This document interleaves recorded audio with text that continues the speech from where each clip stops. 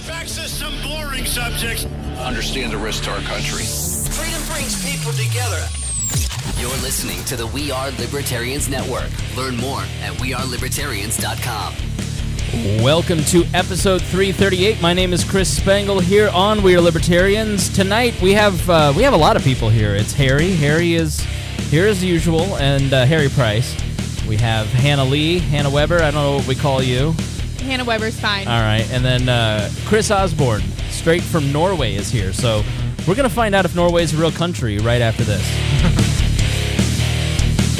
Warning, this show is for adults, produced by semi-adults. So the language is sometimes strong and offensive. I don't know what I said.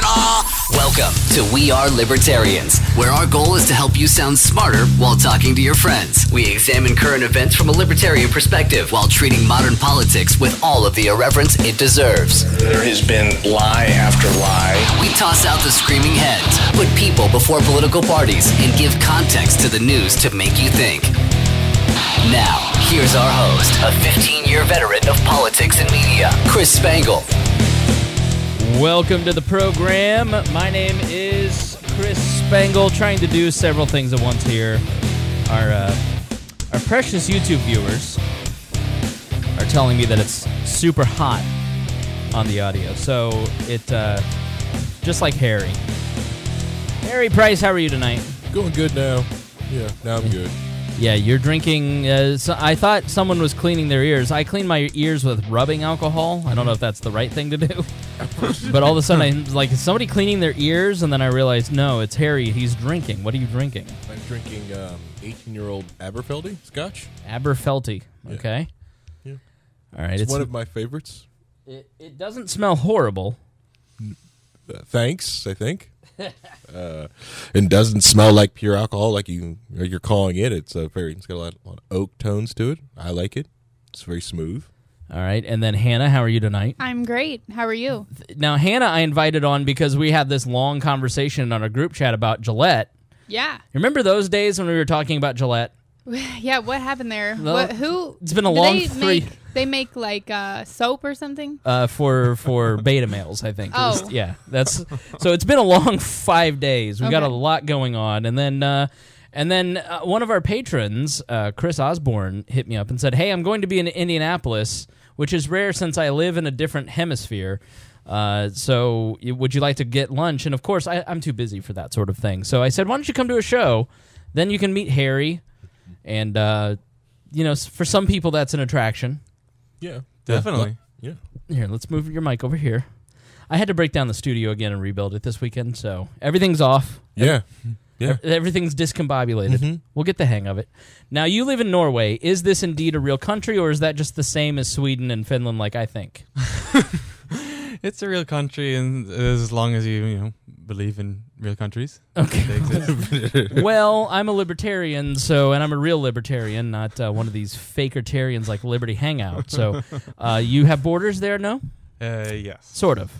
Yeah, you have loosely enforced with the part of the the Schengen agreement, but there's definitely borders. Yeah, you were. So I've you're from experienced it. America, right? Yes, born in D.C. Okay, born in D.C., so not really America. Yeah, right. I mean, but close. We're like second-class citizens. Okay. But so you left why? I left because I married a Norwegian American. Women. Okay. Yeah. Women. Got it. That's why Americans go to Norway, either for oil or for love. Now, One of the two. do you just eat whale? Do you have any other food besides whale there? As far as Norwegian cuisine goes, I really like their Christmas rice porridge, and I like their smoked salmon. Okay. Otherwise, it's a very Oslo. It's a very international city. You Don't can come over here and push your Norwegian propaganda on us. We know that you're living in a hut. You're chopping your own wood, right?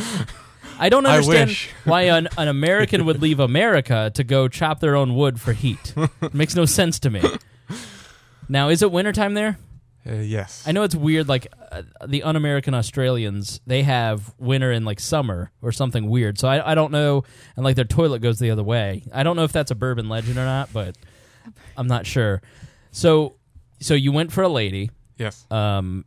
I'm not sure about this guy because he says he's Norwegian, but he sounds Finnish. He's an American who left America, and he had the audacity to show up to this podcast wearing a Lions of Liberty t-shirt instead of a We Are Libertarians t-shirt. Can you explain yourself, please? That's a long story, complicated story. But We have 3 hours. You went to a website and you paid for it. How much more complicated could it be? Well, I mean, there's a lot of good people in the liberty movement, and it's hard to choose. I also considered, and I have a limited budget, so I was like, if I want to help one of these podcasts, I want to like do it more than like $1, you know? And I was originally thinking of Roger Paxton, and then quickly came to your senses. Yes. And I don't know. I really like the variety they have, and I like, it's okay. I don't mind you coming on my show and telling me that their show's better. It's fine. We can still be friends.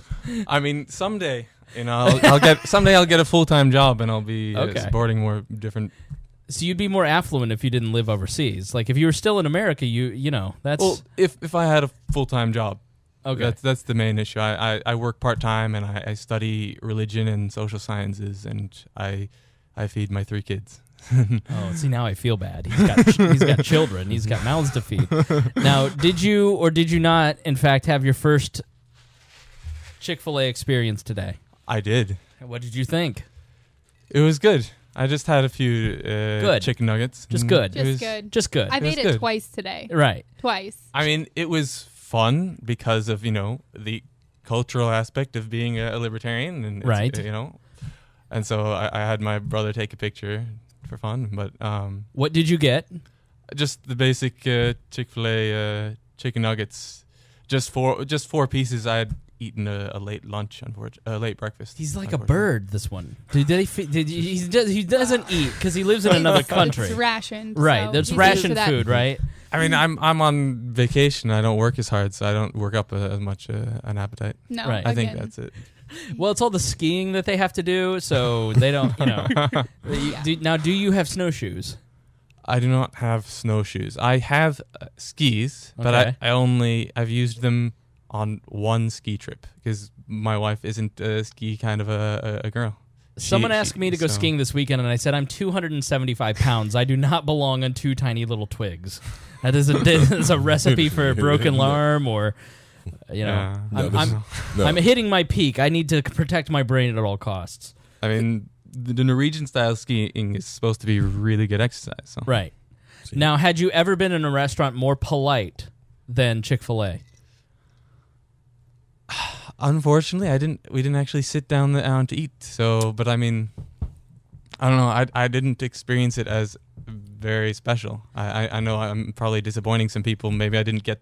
All right, thank you for coming on the program. That's been nice. When's your flight out? Yes, Oh, by the way, he was in. Get the an hell alien. out. Now, having been to Chick-fil-A, does this rainbow beer koozie trigger you? No. Okay. See, he didn't have the right. He didn't have the experience. right. This rainbow koozie should really set you off if you had Chick-fil-A today. I have the hate chicken at least. I'm almost a gold member. I think I have. Let's see how many points I have here. You got to get the app because if you go twice a day, Hannah, you too could be an elitist at Chick-fil-A. I am 190 points away from being a gold member on the Chick-fil-A app. Hold on, there's an app and you get points for You get going points. to Chick-fil-A? I get free sandwiches all the time. I have accumulated 2,500 points in roughly 3 weeks. That's a joke. But Each point gets you closer to God too. Right? every point, yeah. If I get to gold, I automatically get to go to heaven. Yes. I'm at silver right now, which means that purgatory. It means that I no longer have to listen to anything Ocasio-Cortez says because she's just a dirty humanistic center. That's God bless. So it has its perks. Well, thank you for coming. I'm glad that you could make it here. We're teasing you. Yeah. Being an expat, when you look back on the United States, like what is your view? Do you go, "Oh, I'm glad I'm not over there right now," or are you nostalgic for your proper home country? It's really mixed. Like I'm nostalgic for the food. I'm nostalgic for like I kind of wish I could be more involved in the liberty movement. I feel like it's hard to be. There's lots of stuff going on, and I be nice you don't get to go to it. Yeah. Yeah. I mean, there's the European Students for Liberty Conference, but that seems like it's kind of it. I mean, I think Mises goes over and does some things. And Norway does have a libertarian party. I think some members object to the word libertarian. They have some bad connotations with that. Yeah, me too. But yeah, listen to today's Daily. Yeah. Right. No. So is it fairly socialist? Is it a socialist country? I mean, you always hear about European socialism. What's the government structure like there? Norway does have. It depends on kind of your definition of socialism. I would consider it a kind of socialism. Like if because people say Nazism was a form of socialism, and Soviet communism is a form of socialism, and democratic socialism. I would consider it a kind of socialism, but people object to that because it's backed up by a strong free market economy. There's big capital. It's possible to become rich there. Right. Yeah, and so that's why people don't want to call it socialism. But they have with the size and scope of their welfare system, I feel like it's difficult to not call it socialism anyways. Yeah. Right. But loads of people, both in liberty-oriented people, both in America and in Norway, object to that. But I think they have their reasons for not. People have feelings, Yeah, right. People have feelings about words, and no one on this show, but yes, I've heard that generic concept before. Yeah. So, how big of an issue is like the situation with the immigrants? Because you hear a lot about Brexit, and it's all because of immigration, and the right, I'm not going to say fringe right because I don't want to dismiss those people in that way, but the Paul Joseph Watsons of the world, the Sargon of Akkad's, like that's kind of all we hear about Europe is that version. And you see the Yellow Vest protests start to launch, and you hear that Europe's just on fire with refugees, and literally every corner is just trash because of Muslims and Africans, and it's like, so it's hard to really get a good sense of what's actually happening. Like when you looked at the South Africa crisis, it wasn't nearly as bad as a lot of those people said South Africa was, which if you disagree, go back and listen to our episode a few back. But so I don't know what Norway's immigration policy is. Some people apparently don't follow the immigration policies of Norway. Wink, wink. He's legal now, but someone was sneaking into the country for ladies, which good reason to sneak in. But what is the situation there really across Europe? It's interesting in Norway. It's interesting. I actually. They have this concept that has shown up in the Norwegian media, talking about svenske tilstander. I'm sorry, what? It means like. Listen, you got to understand. Hanna is from basically the Appalachia of Indiana, so she barely understands your English, let alone whatever. He was speaking in tongues just then. Yeah, like honestly, I've heard it. Yeah, I've you heard need it. a snake, or what are you, Martian? No, it means Harry, of course, is like, I understood every word. Is this like it's like the way things are in Sweden. I'm too integrated into my Norwegian, so I'm bad at translating. Okay, so like svensk is Swedish, right? And tilstander is like the state of being. Okay, or like how things are. And people like the idea is that what you were saying, like supposedly Sweden is in utter chaos because of too many immigrants, and Right. there's loads, it's becoming the rape capital of the world and whatnot, supposedly. I don't know the details of it, but that's the claim. And then people are worried about that certain parts of Norway, especially like parts of Norway where I live, and let's give is people becoming like that. Yeah, let's give people a geography lesson. I just Googled this so I know. So you have Germany, and if you think right above Germany, and Germany and Poland, you've got like a thumb coming down. Think of it like a couple of legs hanging down, and the top is Norway. You have Norway to the left, then Sweden, and then Finland, and then Russia up in that kind of top part, and then you're very close to Holland. I think that's Holland, right? Yeah. Holland and Denmark. Yes. Both to the south. So Sweden is kind of in the middle of all that. It looks like it has the biggest landmass. Now, my friend who lives in Finland, she lives not in Helsinki, in Turku, and she says things are not nearly as bad as like those guys make it out. So she's on the other side, and then you're on the left side if you're looking at the map. Yeah. So Sweden, as you were saying, Sweden gets the rap of it's the rape capital of the world. It's just like, have you been to Sweden? Like, have you checked it out? Or no, the deepest into Sweden I've been is I've family that has a cabin there, and I've been shopping the same way people from Massachusetts go shopping in New Hampshire. Norwegians go shopping in Sweden because of the lower taxes. Okay. But I've never made it to Stockholm, so I really don't know. Damn assholes everywhere. what? Mass holes just going everywhere, ruin their state with their taxes, and come to New Hampshire for their lack of taxes. So, so in Oslo, where you're at, yeah. I mean, what was the immigration situation? Did they bring in a lot of refugees from Syria and other plaels in your country? We've brought some in. I don't know the details. I mean, throughout our discussions, you'll find I'm not very good with detailed facts. Okay. You'll fit in perfectly.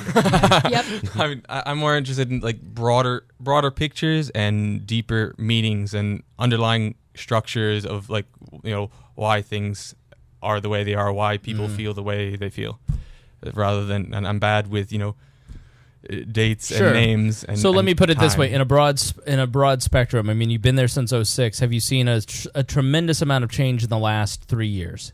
No. Okay. And have you seen a big shift in society over the last 10 years? Biggest change I've seen is that there's more variety in the grocery stores, honestly. Okay. All right. I mean, Which is nice. it's anecdotal, but it's anecdotal, yeah, of course. But I mean, obviously, the amount of immigrants compared to Norwegian citizens has grown because Norwegians don't have as many babies as foreigners. Like our Prime Minister Hanna Weber has been talking a little bit about that. She's been talking about how we need to have more children in order so that we'll have somebody to pay for our retirement, right? When I get old. And so I mean the other option is to have more people moving in, right? If you're gonna try to sustain that system, anyways. Right. Do you want your free stuff or do you want your culture? And I've never bought into the argument of, we can't let these Hondurans into America because look at what happened to Europe. The difference between America and Norway or Luxembourg or any of these countries, I don't know how many people are in Norway, but it's probably a few million. Let's look in the Google machine because I'm not going to ask him details here. Exactly. Yeah. But here in Indiana we have 6 million people, and that's the population. You have 5.2 in all of Norway. Right. So you're talking about the size of, I think, the population of around. An Oregon or a Kentucky, and you can have a socialist system, and you can have a community built around these cultural norms that are ancient.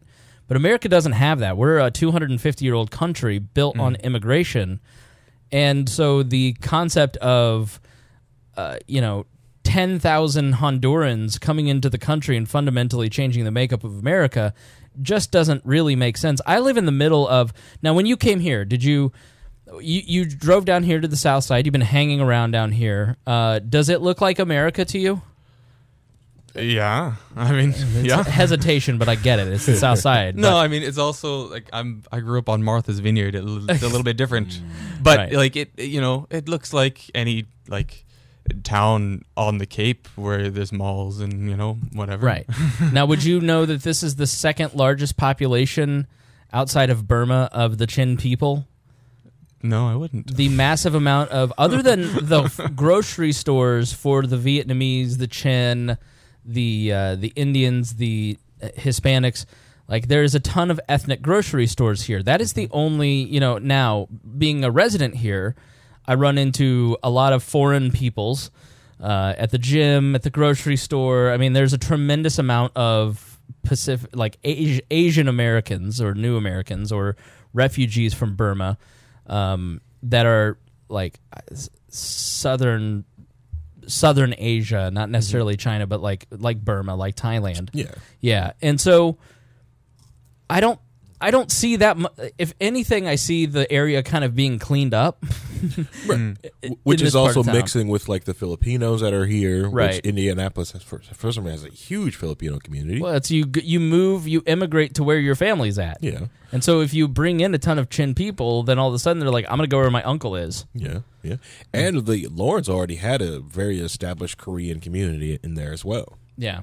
If you ever go to Lawrence, Indiana, there's tons of like the Korean churches, the grocery stores, the tons of Korean barbecue and karaoke studios on that side, and just hell yeah, it's Hannah. awful. Write that Sounds down. lovely. Yep. Yeah, if you Bondo and the Marbo studio on the Pike, yeah, that's Bondo. Yeah, I can't pronounce the Korean. All right. Don't make me. But my point being is that in a place in a country of 5 million Europeans, white people, like you blend in being an immigrant because of your blonde hair. I can't tell, blue eyes, but you look like, if you told me you were from Norway, I'd go, yeah, it makes sense. Like Hannah and Harry, we might have a little bit of a. Are you really like you're red-haired Swedish princess with alabaster skin? Maybe, but that red hair, I just don't think like. It's not authentic. Yeah. Do you have redheads in Norway? Well, or did you eradicate them? I think one of my pure. brother-in-law actually, but okay. of course he's half American. Okay, Oh. all right. Okay. So he's got the defect. Being a ginger myself, but Harry comes in and tells me he's from Norway. I'm going, did you immigrate or like? Now that's my own white privilege talking. Not in 50 years. In 50 years, it's like, oh yeah, of course. Right. Exactly. It's like your ancestors in England who were black, and you're like, I almost said your ancestors in England who were African American. But Exactly. Harry's people are from England. Like that's how he immigrated from the United States in his ancestry tree. We won't go into what particular industry they worked in.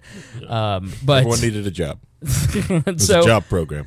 But my point being is that 50,000 Hondurans and El Salvadorans and Catholics who are conservative lifestyle, Latin, built and raised, like that's the fundamental crazy part about a lot of the right's argument about immigration, is you're talking about Christians from Western civilization planted by Europeans who, there may be cultural differences, but fundamentally they're talking like Hispanics that come here are some of the most conservative Christian people, entrepreneurial people, and you go, they're fundamentally conservative. That's why it makes no sense to put your thumb in their eye.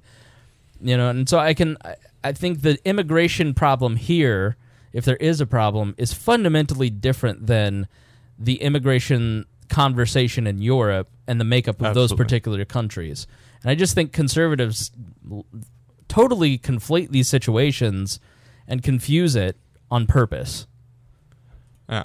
And honestly, to me, even in Europe, I think with a little goodwill, I don't see how it should be a problem in Europe either. Yeah. Like people people are people. Right. Like, you see some issues with, like, people have different parenting styles, and there is, there's the child services that have their ideas of what is good parenting, and but that's like the biggest social issue I've ever heard of, and that's not just people from the southern part of the hemisphere. That's like people from Poland and have different, there's like, for example, there's zero tolerance in Norway for corporal punishment. You can't not even on the butt. Hannah, you being where you're from wouldn't even understand that culture. Not today. You have practically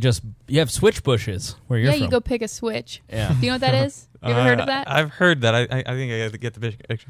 You had an exchange student that lived in your area from Norway. Right. You're saying, like, what kind of cultural shock was she in? Oh, looking back, like, I almost feel bad, but had to. I didn't know that. That's the first I've heard. I didn't know they don't do spankings. You don't get a whooping in Norway. Good. I didn't know that. Yeah, that's different. No, and we've been talking a lot about spanking lately, and not like this is how you know you're getting older when you start talking about spanking children instead of each other. Yeah. You cross the threshold. Right. Yeah. Yeah. In Like, your 20s, like, so how do you like your spanking? right now, In your 30s, it's like, now this is my spanking policy. how can you ever expect them to understand nonviolence if you teach them violence? Like, I get that point. Yeah. Yeah, I just run around slapping people uncontrollably. Right. I can't control my violence. We know. We Left-handed redhead, we know. Right. Yep. That's why Aaron keeps buying makeup cover up the bruises. Yeah. Aaron, You don't even have stairs in your house, and Aaron just keeps falling down them. It's real weird. Oh, that's an awful joke. Moving on. Sorry, boys will be boys. Ooh. Redheads will be Way to- redheads. Way to too. bring it on. Way to bring it on around. Let's. Go ahead. but just so everyone know, because I do get this question a lot. No, I don't plan on spanking Gunther. I get that question a lot. Yeah, we'll talk about spanking some other time because it's actually been a conversation. I've had like 3 conversations about spanking lately, and we'll have to have our nanny friend on, and we'll talk about it. So, anyways, at this point in the show, I want to thank some of our patrons, those who have brought gifts for Dear Leader via Patreon. We got hit pretty hard with people leaving the Patreon over Ruben and Jordan Peterson, and I totally understand people not wanting to be a part of that particular platform. But the alternative is PayPal and some other systems and MasterCard and Visa. And so here's the situation. You're funding Liberty. Liberty Memes is now up to like the 10th biggest Patreon on the platform or something crazy. Liberty Memes, the former the rest in peace Liberty Memes. I have become decent friends with the Gay brothers, Peter and David, and they actually are part of our Patreon. They actually published, you should join their group, and you should become a Patreon of theirs. They're doing a lot of great stuff with their dollars, and they are promoting us. I slid in their DMs and was like, hey, I won't talk about that. I shouldn't talk about that. I'll spoil it. But we're always appreciative of the Libertarian Coalition, Christy Avery, Craig DaCosta, and Jason Doolittle for being our 100. Jason's 125 a month supporters. And I want to thank Ed Brehab, who intern Ed, I don't know if you remember him, from about a year ago. Intern Ed actually pledged $101. So thanks to Ed. I want to thank JD. JD joined. Let's see. James G. Thank you guys for joining. Raven Marks. And it's hard. There's a lot of cancellations in here. So normally it's just additions. And so it's hard to go, I get it. It's hard to ask people to join something that they may fundamentally disagree with. But it makes a statement to Patreon when Liberty Memes really pushes their Patreon up to the top of the charts. Shows that we're here, we're ready to take you on in your business practices and make sure that you start respecting the libertarian voice. So thank you to those patrons. One other little piece of self-promotion. I was asked to be on Al and Frank Try to Be Serious. That's Al Jackson and Frank Caliendo, the very famous comedians, very funny comedians. Frank Caliendo, you may know his name or face from Mad TV, from ESPN. He's the guy that does the impressions, Gruden, Madden. all those impressions. And he has a podcast called Alan Frank Try to Be Serious, and they had me on their second and third episode to talk about libertarianism. I don't know if you guys got a chance to hear it. Did you? Yes, you it's listen? very good. It's very good. Thank you. Tell me more. It's hilarious. Describes libertarians quite well. Yeah, I think it is a great tool, and back me up on this. These 2 episodes, the second one I think I did very well on, especially in the last portion of it. But if you have friends and family who are kind of interested in libertarianism and they don't quite get it, these are 2 cultural figures that I think it would be a great thing to send to those friends and say, take a listen to this. Yes, 100%. Yeah. They're like the people who, I don't know what libertarianism is. Yes. Boom. Because they literally had no idea. Yeah, because you can't really pick up We Are Libertarians and start and understand all. We don't go back that far. Right. Every episode. So when they hit me with what is a libertarian, I hadn't done the elevator pitch in months, years even, because when I worked at the Libertarian Party of Indiana, it was every day, and then I wanted to be the marketing director of the Advocates, which are the quiz people, so that, my whole job was the elevator pitch. And then I've become, I've atrophied those muscles, so I kind of felt like I stumbled a little bit, but the second one I felt went really well. So please go check those out. I really want to make a good impression. Leave them a nice review and thank them for having on a libertarian. You know, it's so easy to start a podcast where you're talking about politics, and they're really not. Like, what they're trying to do with their show is, can people who have fundamental disagreements talk about big ideas in a polite way? Like Al and I, you'd think that Al and I may be on a different side on a lot of things, and Al and I agreed on a lot of stuff, but we looked at it through different lenses. Yeah. And it's like, Al looks at police brutality from the eyes of a black male, and I look at it from the eyes of a white libertarian. So it's like, we both see the same problem, but we're describing it in different ways. He has the trunk of the elephant, and I have the foot, but we're still talking about an elephant. So instead of fighting over whether or not he's right or I'm right about the same conversation, it's like, let's figure out how we solve that particular problem, because there's shades of truth in both sides of those issues. And so that's really what we try to do here, but they're doing it on steroids and from a place of 2 non-political guys talking about trying to figure out politics and these big ideas of society. So please go check that out. The higher the numbers, the more reviews, the more shares, and they look back and they go, wow, this had 2,000 more downloads or 3,000 more downloads than the other episodes. That tells them, like, hey, have the libertarian on more. And I know that's kind of selfish, but I also really believe in what they're trying to do, and I really like these 2 guys. Frank has been nothing but gracious. Al is just a super gracious guy. They're just genuinely good guys, and I think it's a podcast that you will find truly interesting. So please go check it out. So, well, here we are.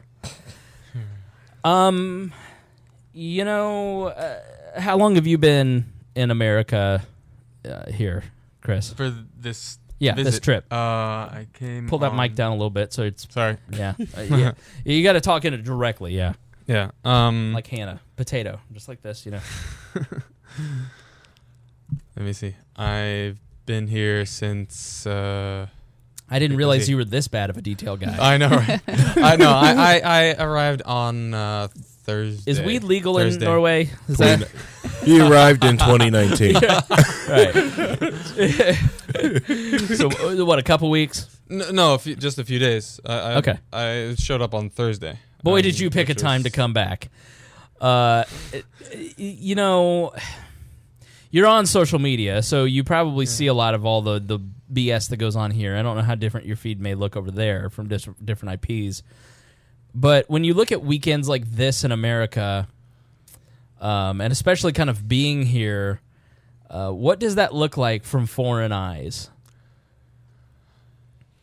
It looks like chaos, right? On the surface, but like I said, I like going in depth and into depth and trying to understand, the structure behind why. Mm-hmm.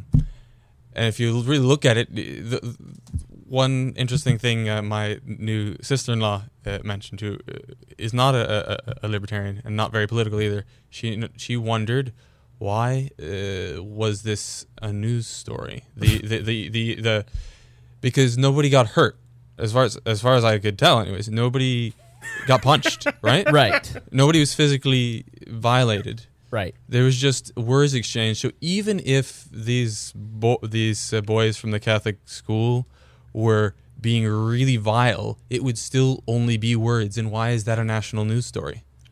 Yeah, so I was talking to a friend of ours, Jordan Berry, who works out at Barstool Sports, and she's from Marion, Indiana, so she grew up in a very racist part of Indiana, and she's very SJW, and so she sees Tad, and she's just like, "What is this fool talking about?"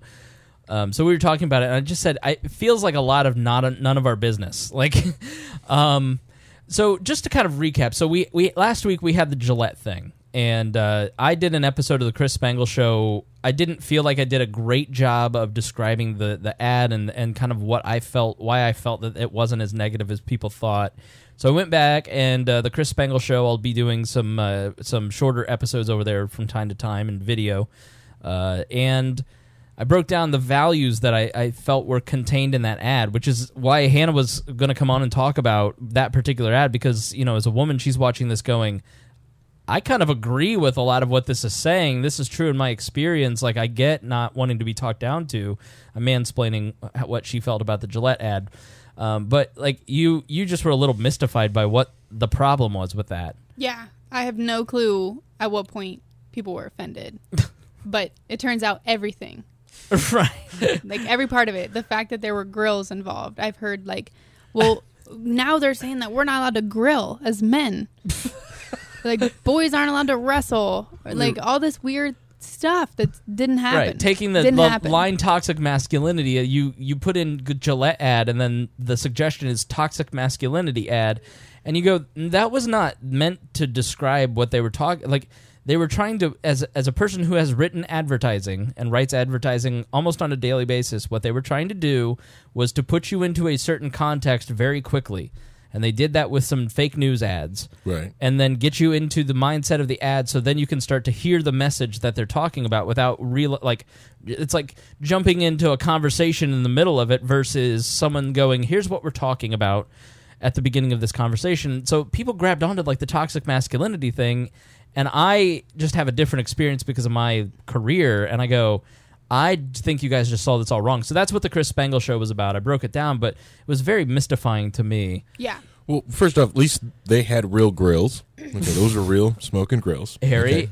I have regulations here. Move on. Move on.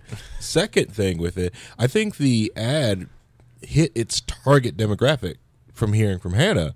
Oh, 100%. Because most men don't buy their own razors if they're, in a relationship. That's interesting. I have not heard that point of view. Huh. In majority speaking, in most households, people who go out and buy, products or stuff like that are the women of the household. See, when you put it that way and they're trying to get the men are outraged, so the women who are hearing the men bitch about it go, what's this all about? So they sit down and they'll watch it and they go, well, I actually agree with all that. That's right. Brilliant. Yeah. Oh, well, they're a P&G brand, right? Procter & Gamble, yeah. Right. Procter & Gamble, that's a woman's company. Mm-hmm. I mean, true too. They make household items. Right. I mean, and they've been doing these ads, these social justice ads, quote unquote social justice ads, for last 3 years, right? Oh yeah. Well, and their slogan right now is like proud supporter of moms, as the Procter & Gamble, one of their slogans.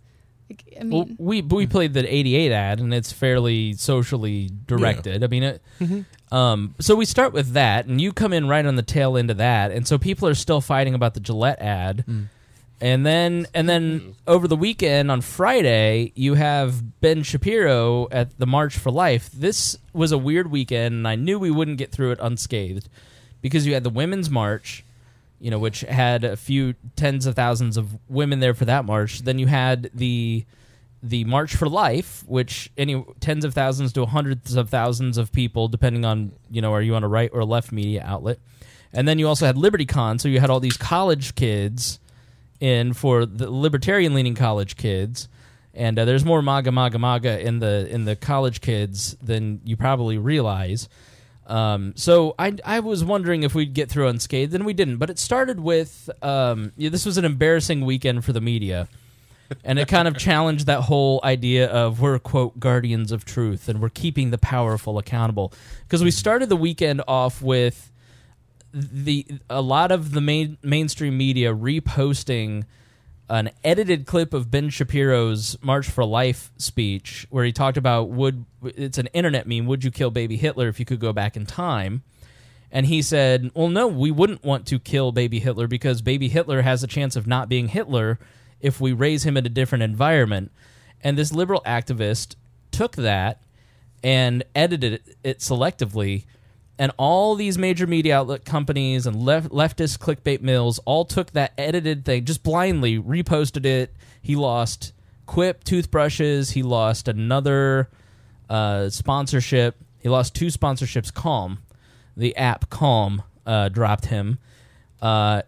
Meanwhile, they were ignoring the blatant anti-Semitism taking place in the Women's March on the stage.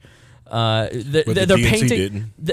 painting the Orthodox Jewish guy at the March for Life as the anti-Semite, while real anti-Semitism is taking place on the Women's March. It's very odd. So that was Friday, and that got everybody worked up.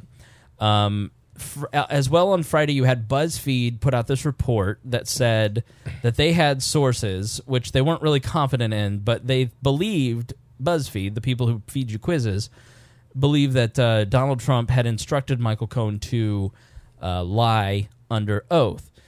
In an extraordinary move, the special counsel's office, Mueller never actually responds to anything, and he says BuzzFeed's report was absolutely false. So you have all these major media outlets just following all over themselves about this conspiracy theory and reporting it as fact because sources say, and if this is true, then X, Y, and Z. And so people are literally pushing fake news under the guise of, we have an unconfirmed report, but we're going to run this. And so you hear it 150,000 times today, so it becomes truth in the zeitgeist. And then that gets completely debunked on Saturday. So then on Saturday, around mid-afternoon, you start seeing your friends tweeting out this video of, and I'll be honest, I completely let my followers down. I fell for it completely. I posted bad memes. I later had the next morning when I really started to see all the videos, because I get hit with all the alt-right or the conservative people on my page who just disagree with me because they're just completely sold out to the MAGA crowd.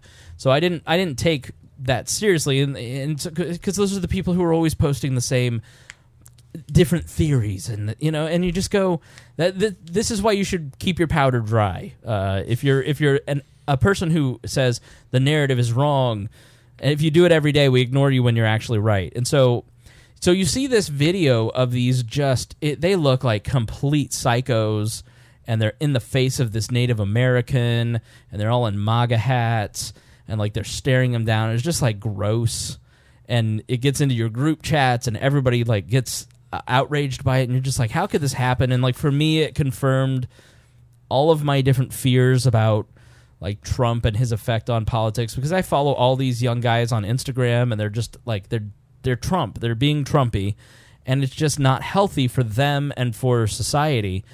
And so I'm just like, look at this. This is why you can't have an immoral president. And I look like a complete a-hole, like most people did. Then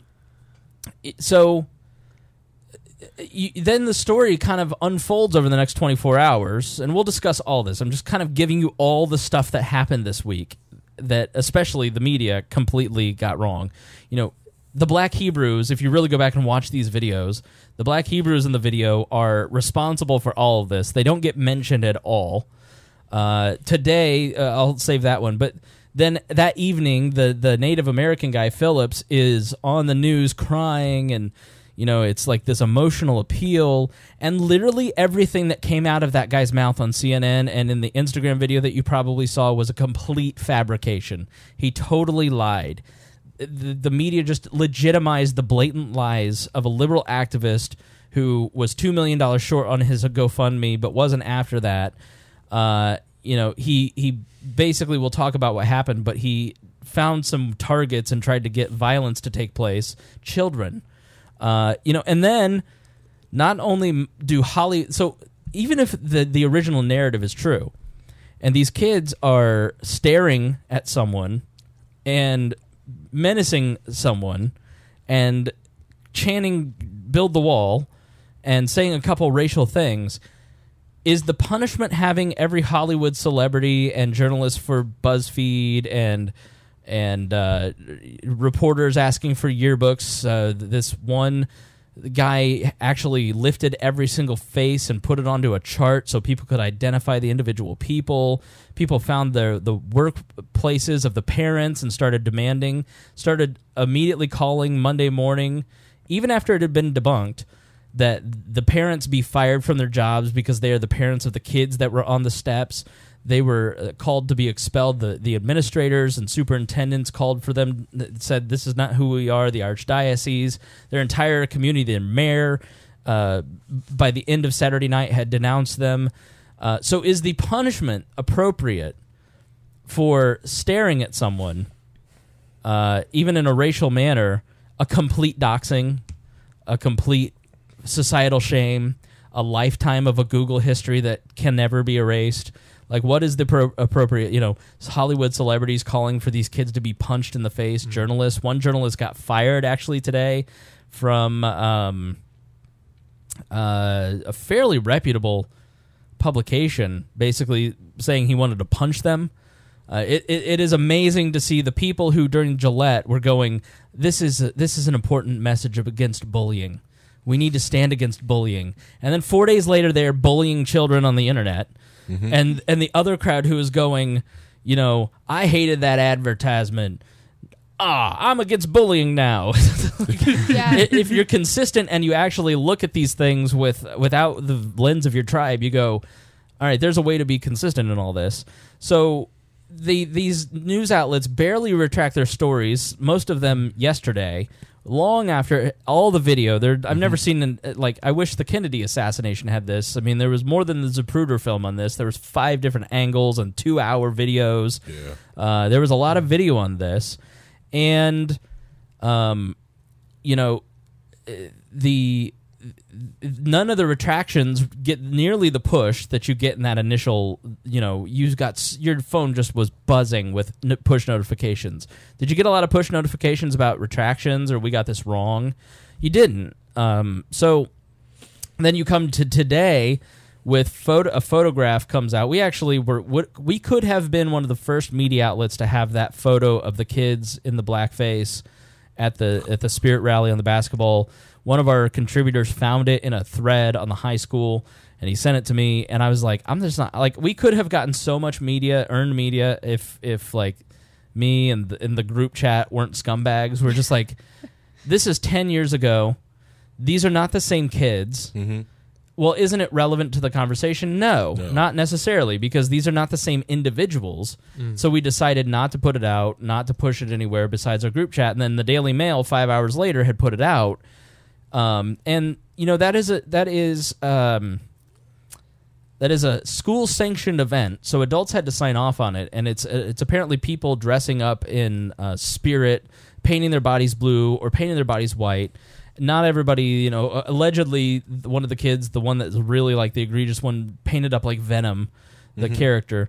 But it is, the intent was never to be racist, according to all these kids on Twitter. And according to school members, because it's like a school spirit thing. And correct, so it's like... It's a blackout. Right. I mean, Harry, if Hannah puts up a picture of her on her Instagram in a charcoal mask, is that racist to you? That's happened, though. Have you heard this? No. The charcoal mask, that has led to like a blackface discussion. It would be racist if she was trying to sell me that charcoal mask, use code Hanna and get 20% off. But no, we made a joke about it because I have some of that, and you brought it out one time on the air, and you go, "What is this? Mm-hmm. Yeah, what are you doing?" And we made it a joke, but and I use a clear mask, for my skin. Well, what's the point? I mean, yeah, you get to have all the fun. But what I do dislike about it is that, anyone putting black paint on their face is considered, that's blackface, which ruins all drow cosplays. Shout out to Real Nerds. Go on. Right. You have no idea what a drow is. Did you get that? Drow, right? Drow? Drow, wait. As drow? In the dark elves? Yeah. Yeah, it's been a few years, but yeah. Okay. Yeah, ruins all... He's here for a Minecraft wedding. So. Oh, yes. Yeah, thank goodness. Oh, good. Yeah. I had my friend Kelly, like, she used to do this, like, I'm afraid because we got these drow, like her, like complete black, just, in drow, like at Gen Con. It was like, well, Black Peter, I mean, I don't know if it leaks up into your area, but in Holland they have Black Peter, who is like a Santa Claus type figure, and he has a black face because of charcoal dust. And so he's a Christmas time figure, and there's a big discussion going on in Amsterdam over Black Peter people who are like acting out this old myth. So yeah, I don't. That also goes with the legend of Hans Trop too, right? So what it comes down to, I think, is intent, and when that's hard for me to say. Because, frankly, I'm not the aggrieved party. I'm not the party that comes from a long line of people who have been oppressed through the force of government and through culture. So it's, I don't know. You look kind of Irish. I do. I do look Irish, yeah. But at the same time, it's I can understand why, yeah, Hannah's my oppressor. She's Aaron's oppressor. Fake news. More fake news. I know. I'm spreading lies left and right. Now, so that was the end of it today. Now, that is 3 days of the media completely blowing it. Mm-hmm. Us as a society completely blowing it. It was an exhausting weekend.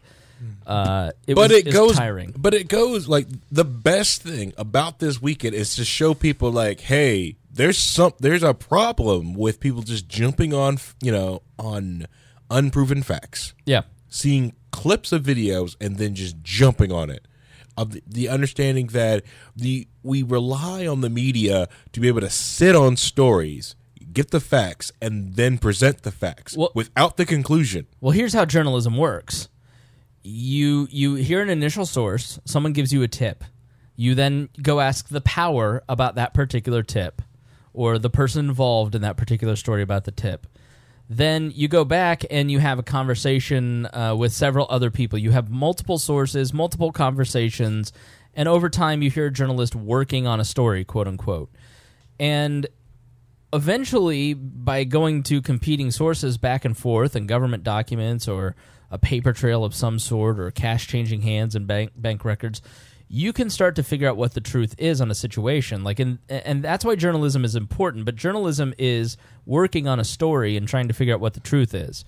What journalism is not is reporters for major media outlets just expressing their opinion or moral outrage at a particular situation. And I include myself in this. I should have done a better job. I was emotional about it, and I shouldn't have been, because at the end of the day, it was really kids just staring. Now, we'll give you a little more detail into exactly what happened in just a moment. We'll kind of flesh this out a little bit about the outrage over it, and then we'll kind of get into a little more of the granular details of what happened. You'll be surprised who has the best breakdown of this. I was emotional about it, and I made a couple posts about it, and I eventually had to go back and apologize for that. I said a lot of things that I believed. I still believe that Donald Trump is harmful for the political discourse in America and the world.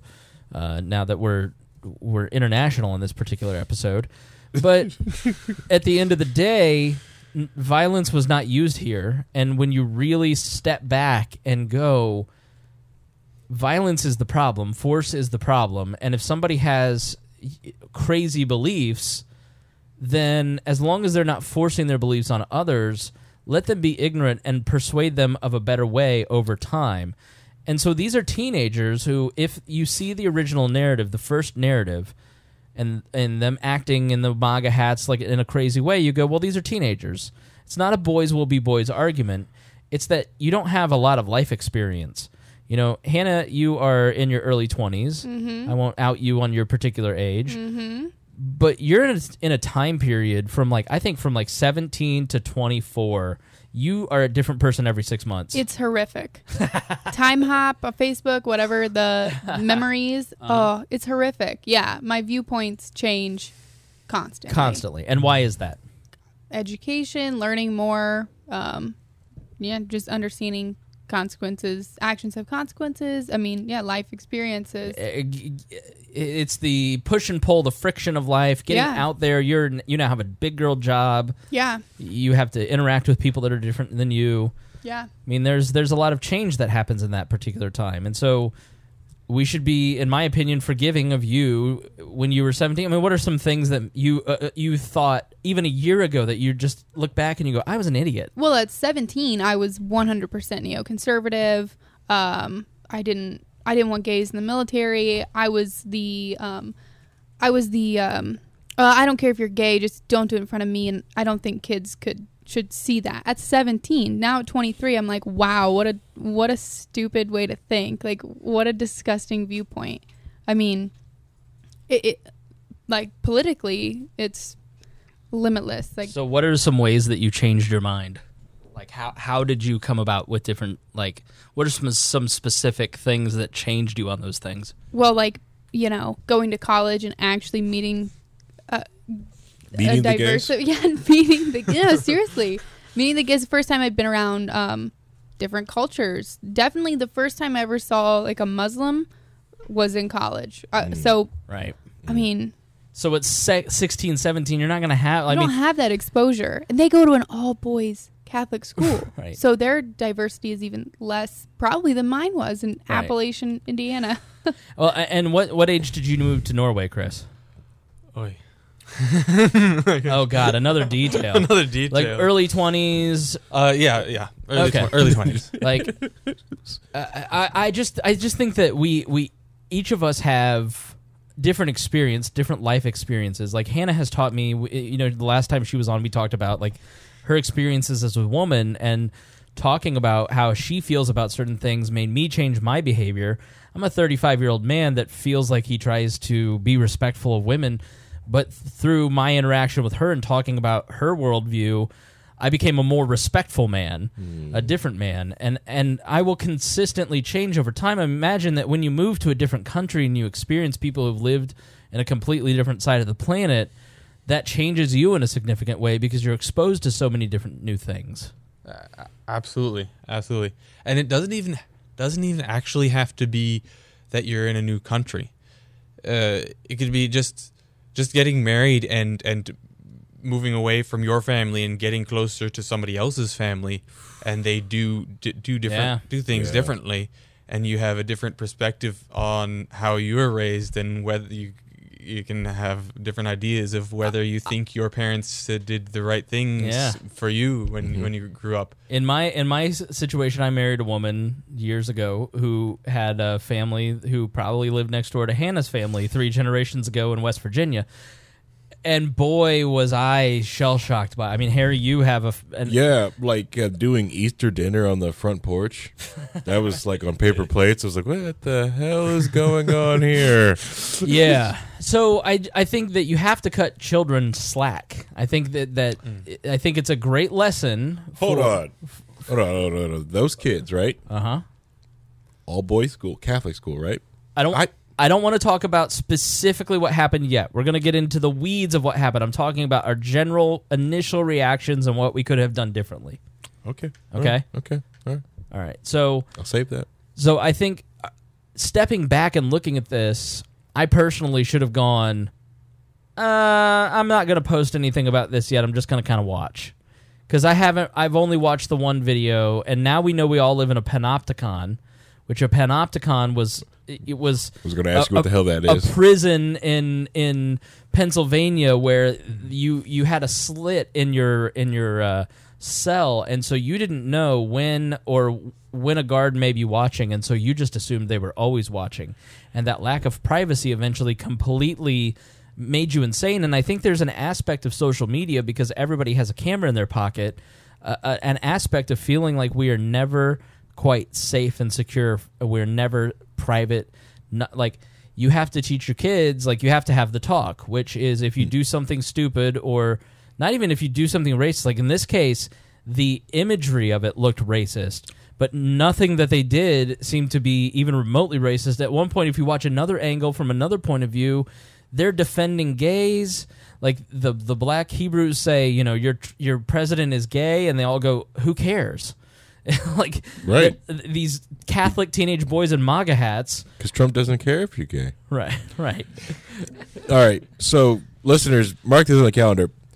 Spangle used a word I'd never heard of before, like the Pendocta what? Panopticon. Yeah, that's So that's, it- Just look it up. studying about that. Yeah. that's new. There on is me. there's a lot of that's- conversation about social media being a panopticon and it driving us mad. And I think that when you look at our reaction to this, So that's why I keep saying, like, I got that from one podcast I was listening to, Sovereign Tech, was the social media is like the lead pipes of, like, in the Roman Empire, they used, to get flowing water, the upper crust would use lead piping to send water, have running water inside their houses. It would drive them crazy, but if you get the norms, so basically the internet or social media at that point is like the lead pipes. That's why I keep always referring them as the lead pipes of the internet. right? Yeah, and I think we have a lot of good things. And as I talked in the Alan Frank podcast in episode 3, there's a lot of good things. Like, we do realize that there may be an issue of police brutality. And that, I mean, I don't think it's I think there's an issue. Yeah. You may not, but I do, and I think it is because I have this awareness. Like, a photograph is just a little still moment of time, and think about your own life in a situation where if you go to a wedding, and you're at a wedding, and then you go back and you look through all the photos, there are beautiful little still shots of singular moments in that particular wedding. But they never really capture the entire essence of the event because there are so many different pictures. There's so many, like, you have to remember when you're watching things online that you're looking at specific tiny little pieces. You're looking at still frames of a big moving event. And so you're looking at that one little moment in time where this boy is staring at a man's face and he's this, we think, Native American, upstanding veteran who was in Vietnam. He wasn't. Then, yeah, you haven't heard that? No, he really wasn't. He was in the military in the Vietnam era, but he joined in 72. We left Vietnam in 71. He was too young to be in Vietnam, and he lied in his interviews about that and let people lie about that particular piece of information. That's one of his lies. You trust me. This guy. He's an opportunist. So, but we're looking, and I didn't do a good job of thinking this through, but like I realized afterwards, you're just looking at one person's specific little angle through the way that they want to edit it. And I, as a video editor or a podcaster or a photo editor, like I do media production, I can make you look any way I want you to look. Like and people are very good. Like even I watched some of those the interviews that the Borat guy did on this TV show, and you go, I do this for a living. There's no way that he fooled these guys into saying this. And then you hear the behind the scenes, and you go, oh, he's really, really fucking good at fooling people. So you have to remember that it's just like you can't get outraged at one person's point of view. You have to stand there and go, other people have different experiences in the moment, in life. And we've got to like listen to that stuff and take a beat and just have some patience for it. Yeah. Harry, you okay? Oh, sorry. I was watching the Great White Rhino go after people in the chat room. Oh, Reinhold is full hot on this deal. Mm-hmm. The other thing that I honestly fuck conservatives because here's the deal. That's who mostly you swipe right on, so keep going. I consider myself closer to conservatives, so I'm probably a little harder on them. But all these people gloating on social media right now, I'm annoyed. The reason that you didn't post about this is because you knew it looked bad for your side. Exactly. And then now, 2 days later, you're sitting there going, I'm a genius, you're all idiots, suck on my balls. Well, but yeah, you got that, but you don't deserve the victory lap you're taking. But Julie Borowski, not friend of the show. No, yes, she is. We love Julie Borowski. We just had a former co-host ask her unfortunate questions. Did post like it is very important to stand on this point because of what happened of the fake news and them doxing and going after these kids. That like we should make this point, regardless of the other stuff like that. Is like, hey, granted, conservatives stand on that point, but there's other implications beyond this. Even though I was outraged by the particular incident, like Christopher Titus, the comedian, tweeted, doxed these kids, and I replied back just saying, what are you doing? Like, these are children. I didn't see Titus to get into it. Titus, yeah, like I run I follow Titus. Stand-up comedy. Stand-up comedy is like the majority of the people that my work account follows. And over the last 3 years, that has gone. There's more comedy on my personal account, which mostly follows regular people and libertarians and journalists. And the comedy account has become nothing but woke politics. Like, it's insane.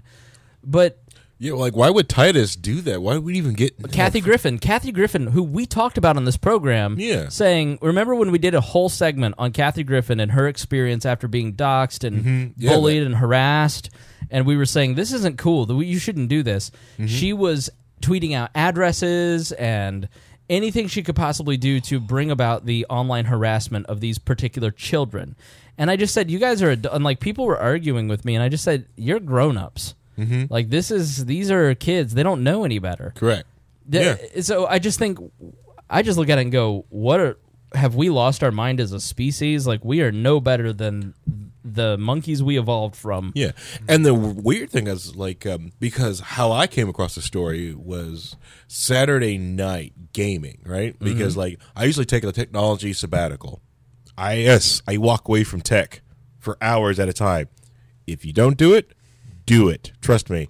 8 hours, you'll feel great. Right. At the minimum 8 hours. We all know that, but we're not going to do it. Right, yeah, exactly. I'm telling you right now, it's really fun. Take your phone, throw it in the trunk of your car. I might miss something in the group chat. Like, people would be going in on Aaron, and I got to join in. Right. Like, A tip is, I did this during Christmas, or before Christmas, because I had exams.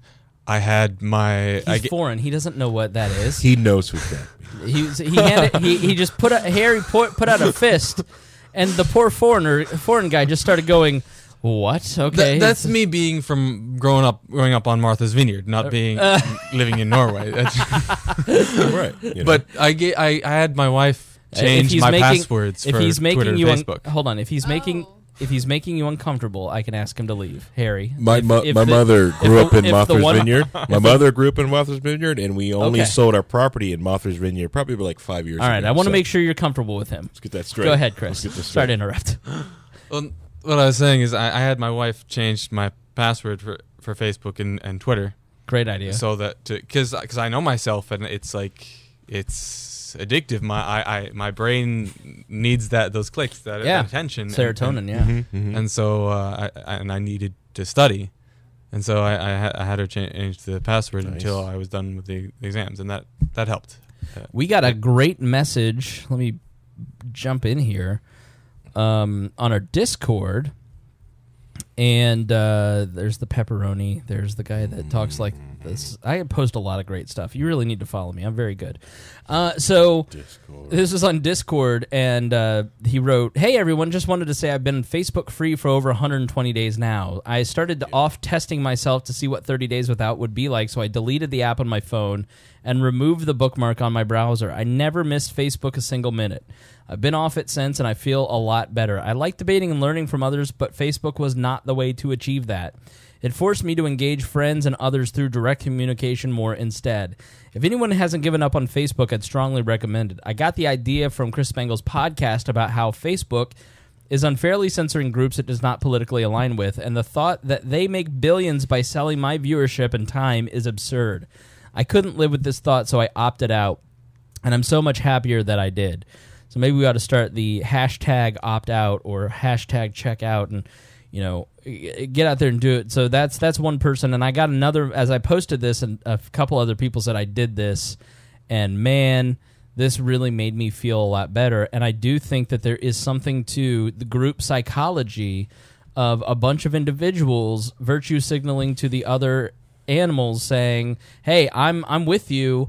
I agree. And we're not thinking about the human cost of what that kid may have to go through the rest of his life because we wanted to momentarily look good. Yeah, Correct. I totally did it. I immediately, when I saw it, I was like, oh no, this isn't good for the cause. Right. Like the cause being not all white people are racist. You know, I gotta, as a 20-something, millennial, I gotta get out there and let people know that I don't support this. Hannah's PR department had to go into effect, and she needed to make. Did you see that? No. But I'm saying, like, everybody feels that they have to make a statement about everything, and they release a PR statement. I didn't do it on my own page, but I commented on somebody else, and what I said, looking back, is horrific. But I was like, yeah, I don't think we should dox him, but I'm not going to be upset if his life gets substantially more difficult from this point forward. Right. And that, looking back, I was so angry when the rest of the story came out. Because I was like, you made me look, like, now I look terrible. I actually went back and commented, like, update. I was totally duped. I'm an idiot. Yeah. Good night. I released this big statement too, and then people start to say it, and I'm like, I don't believe you. And then you start to go, oh shit. And then you go, I look like a fool here, and I look like a fool in front of thousands of people. Yeah. And it's really embarrassing, and it takes a lot of pride. Like there's a lot of pride involved, and so you don't want to go, hey, I was wrong. And so posting that status saying, like, I'll have to look exactly what I said, but it was basically like, I got fooled. Like, I totally fell for it. I'm padding here. And that's one of the great things about the whole moment of that is you got people who, frankly and also honestly, it's like, hey, I got duped. People who had the strength of character to come out and go, I was wrong. I saw the news, I went with these unfounded sources and I did that, and it also showed the strength of character for other people not to shame these people who admitted that they are also wrong. Right. Yeah, so what did it for me is that someone posted a video and said, no, that's where the kids were supposed to meet, because I was under the assumption, because I had read in media, in like journalistic outlets, that they were there to protest the Indigenous Peoples March, and that was their justification. This one person said that's not true, that's where they were told to meet, which we now know is true. Mm-hmm. And, so I posted, they were waiting on their bus. Some people have told me they were told to meet, and so I updated the story, and I just said, unfortunately for the chaperones, they were wearing MAGA hats and told them to gather at a place where activists were holding the Indigenous Peoples March. Why I have a problem with the MAGA hat is if I'm a school administrator and you're in Washington, D.C. in the middle of the Women's March, or, the kind of people that any leftist, or like, it brings out a lot of dangerous people, and you're just putting a big red bullseye on your head. I have no problem with free expression, but I just think from a safety perspective, that was a mistake. But some of them were wearing the white ones. So I said, I got this 100% wrong. Some of the things I wrote in the last 24 hours are absolutely things I believe, but I was wrong about their intentions. Professional activists like Phillips, the drum man, tried to create this incident. They play the victim in the media after provoking the incident and make them look like the bad guy. I fell for it, and I'm sorry if I misled anybody. Thanks to this person for the video. And it, really sucks, because you're sitting there going, I look like a fool. I'm embarrassed, but you've got to do it, or else you people are still now doubling down. Yeah, I know. Yeah. Now they're like, well, the kid still had a smirk or whatever. But the MAGA hats thing, did they bring the MAGA hats to the rally, or is this a Washington, D.C. tourist gift shop purchase? Because when my school went to D.C., we all came back, the boys all came back with FBI female body inspector hats. And if you'd have taken a picture at the end of the trip, everyone would have had those hats on. Yes, great point. So on ours in 6th grade, it was like these knockoff Ray-Ban. You remember the wraparound glasses that PC principal wears in South Park? Yeah. Those, there's trucks and stuff on the streets in DC, selling T-shirts and goofy stuff. And I'm just wondering if it wasn't like a ironic, let's go get MAGA hats. It's a great point. I don't know.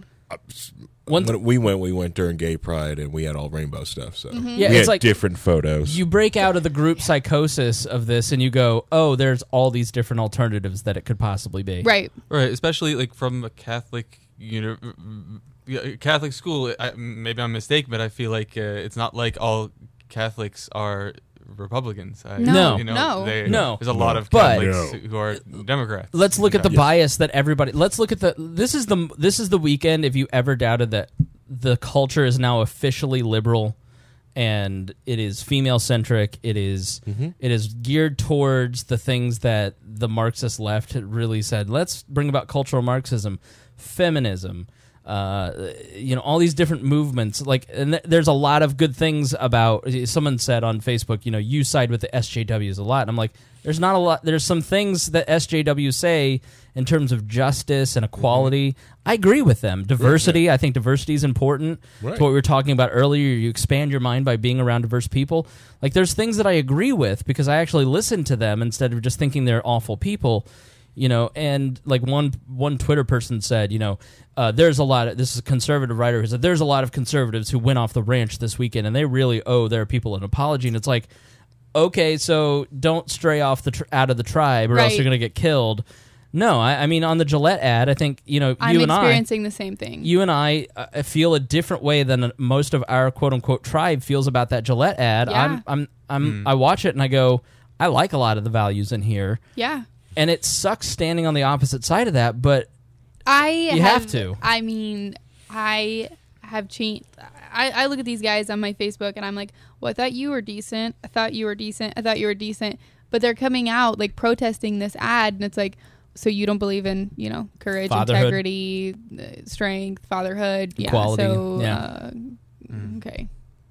Like I said, the only problem I had with the ad was the toxic masculinity line in there, and then when the dad was, and they stole the bit from the Karate Kid, okay, when they stole that bit there, and then that the dad didn't just immediately give them boxing gloves and a ring and did a ref. That's what I make would it voluntary. Should have armed them. Yeah, no. Oh. Made it safe, gave it rules, and that they agreed that they punch each other in the face. Well, I thought there was Right. a very misogynistic part of that particular ad where, I mean, as a woman, if I come out and I start saying, "Hey, sweet tits, nice," and then Harry steps up and goes, "Hey, bro, stop that," like, isn't it on you, Hannah, to tell me that's not cool, as opposed to asking Harry to defend you?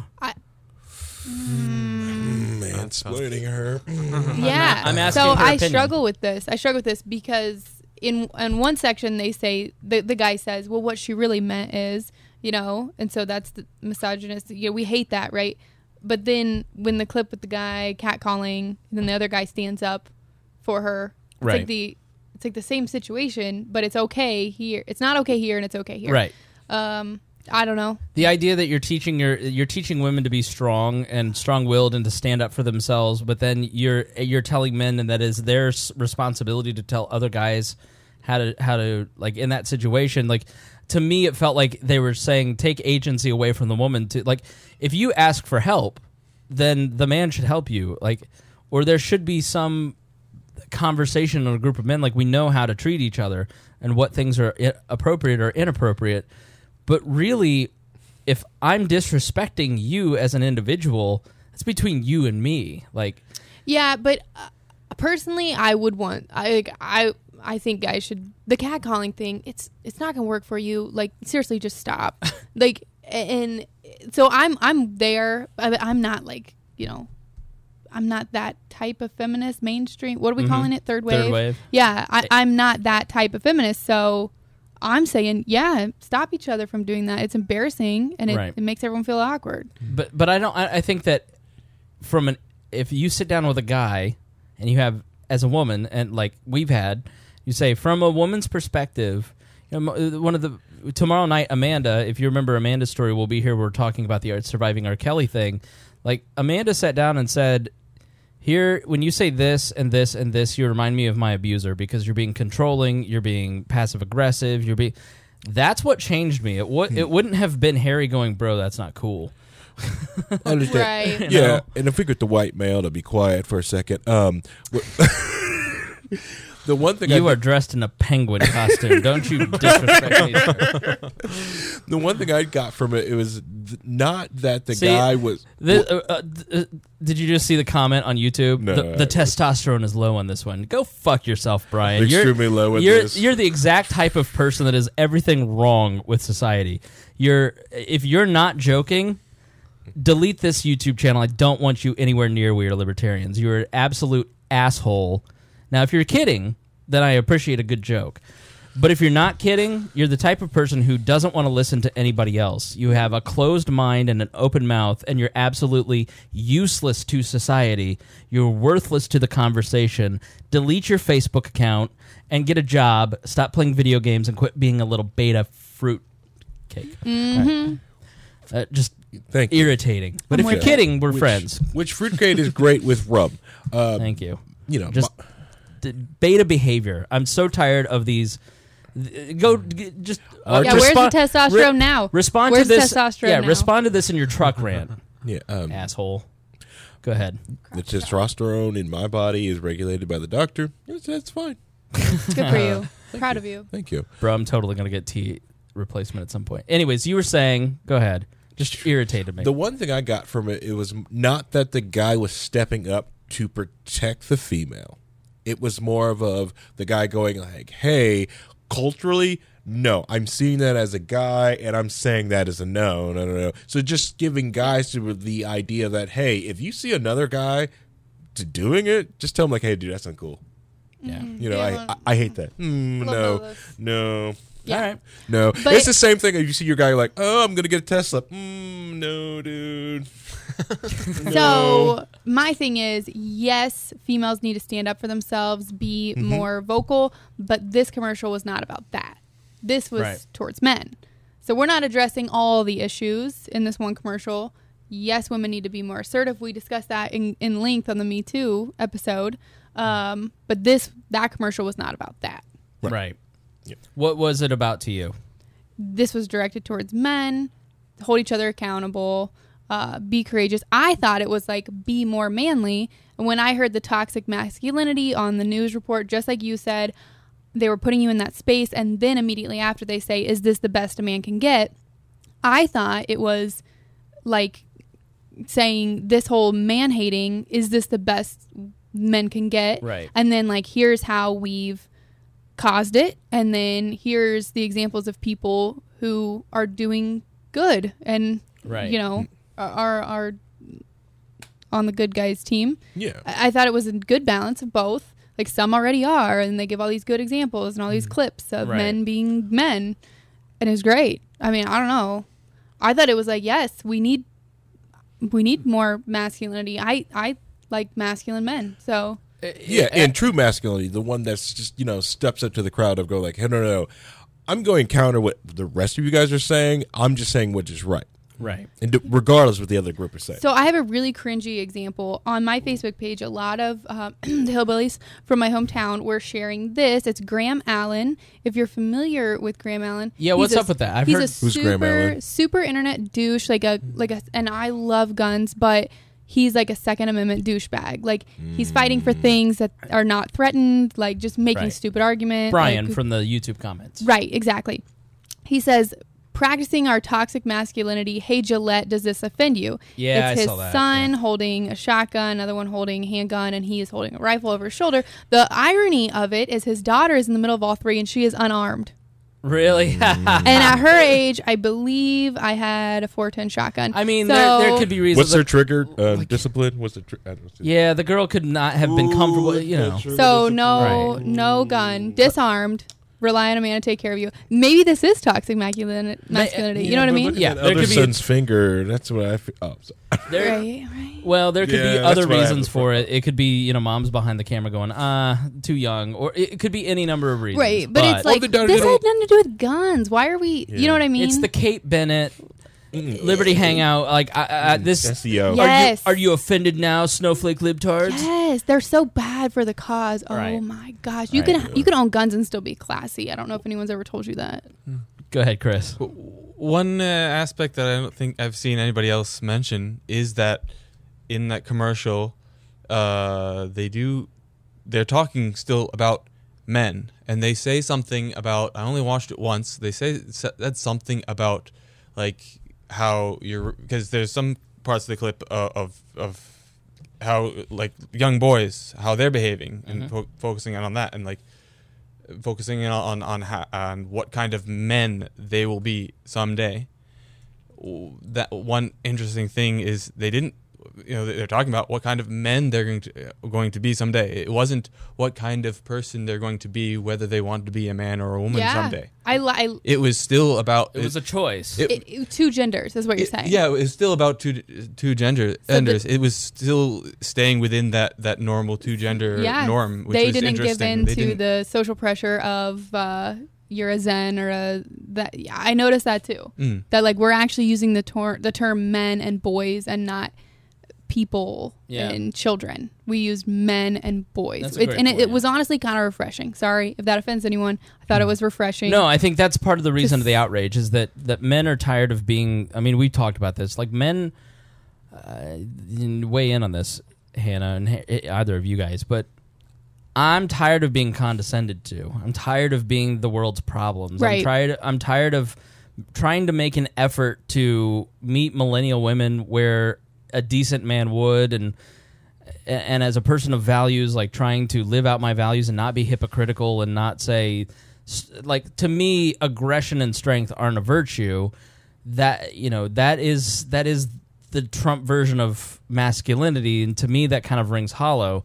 Like, a real man believes in a lot of the values that were articulated in that. Right. You are a person who upholds justice. You are a person who protects people who can't protect themselves. You are a good father. You are, like, it had a very conservative message. At the end, the very last point was be independent, be an individual, and be self-reliant. Right. And it's up to you to make a choice whether or not you want. So there were very conservative messages, and I think the confusion of all of this now is, we've got guys like Brian on the YouTube comments who's continuing to go and say, I have too much estrogen, that's why I'm emotional. It's like, those are the kind of guys who sit there and watch the truck rants and, trigger the libtards, but then implode over a Gillette ad, and it's because you're fragile.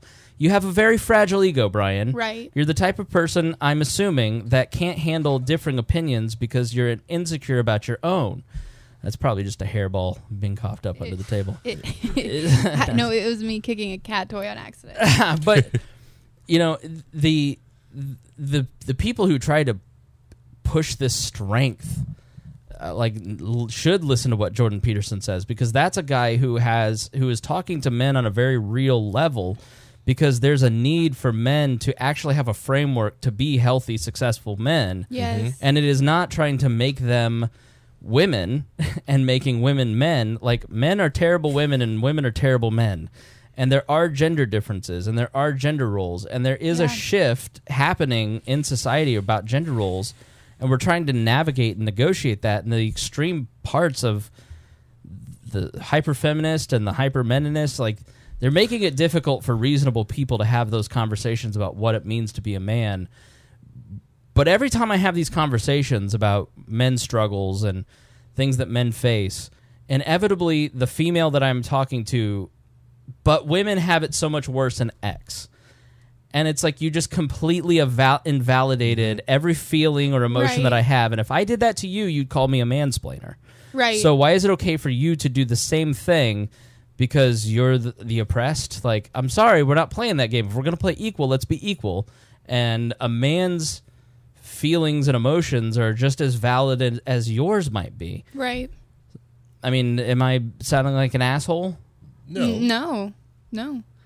And if you're living with the virtues explained in the Gillette commercial, when you do express your emotions, you're going to be validated for them. People are going to respect you. Courage. Now, if you're like a commenter on the YouTube page, just you think that aggression is masculinity and you're total beta, when you come to people with your complaint, your emotions is going to be seen as complaining or something like that. So if you show a weakness is weakness is different than vulnerability. Like, vulnerability is knowing when to share it in the appropriate place and to the appropriate people who have earned your emotions. Right. Whereas weakness is inexplicably just being an emotional baby in the wrong place. It's the guys on Facebook saying, like, no girls want a good guy. Like, the punch card? Yeah. Nice guy punch card? Yeah. Like, no, nice. That's what it is. Nice guys. Nice guys finish I'm a nice nice. guy, so. I'm in the friend zone. Yeah, those guys. Please explain the friend zone from a woman's perspective. How do you view that? What do you mean? Like the people, like the guy who's like the guy that the meme's making fun of. 10 nice guy punches. You owe me a sex. I Like, haven't. Oh, like the friend that doesn't really quite get it. Like you're like, oh, I'm in the friend zone now, or you know what I'm talking about. Yeah.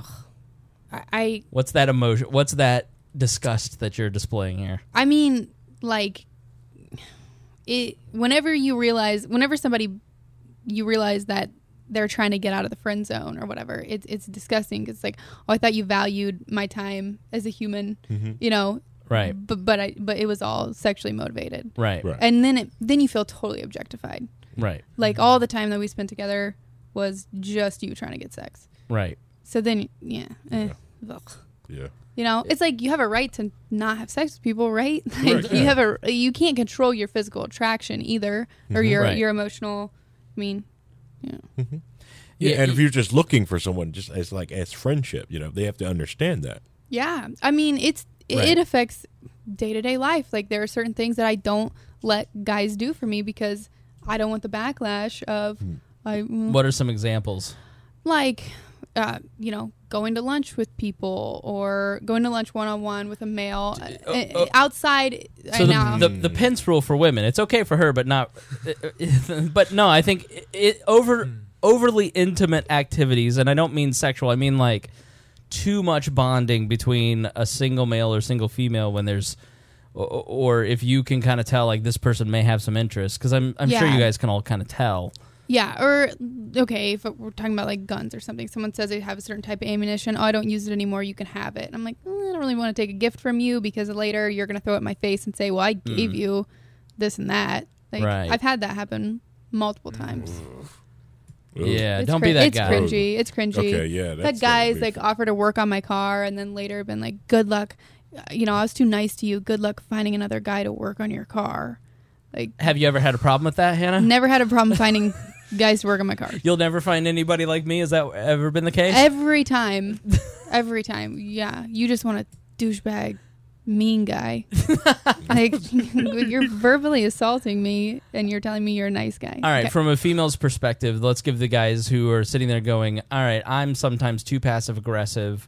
I'm sometimes too I use the friend zone, like from a woman's perspective, like how should a guy approach a woman? What does an emotionally healthy man or an attractive man look like to you? Now, obviously, attraction's subjective, but I mean, you and your female friends, when you talk about it, what do you? Wait, what do you say? mean like how to identify if you're in the friend zone? No. I mean, like, when you look at a man and you think about masculinity in a healthy way, how do you view it? Masculinity, I view as strength, courage, like standing up for your family, for your tribe. Shirtless selfies with your truck. There is a physical aspect to me of masculinity, just like there is a physical aspect of femininity. Mm-hmm. Yeah, and it sucks, but it is the truth that, broad Right. shoulders, big arms. Yeah.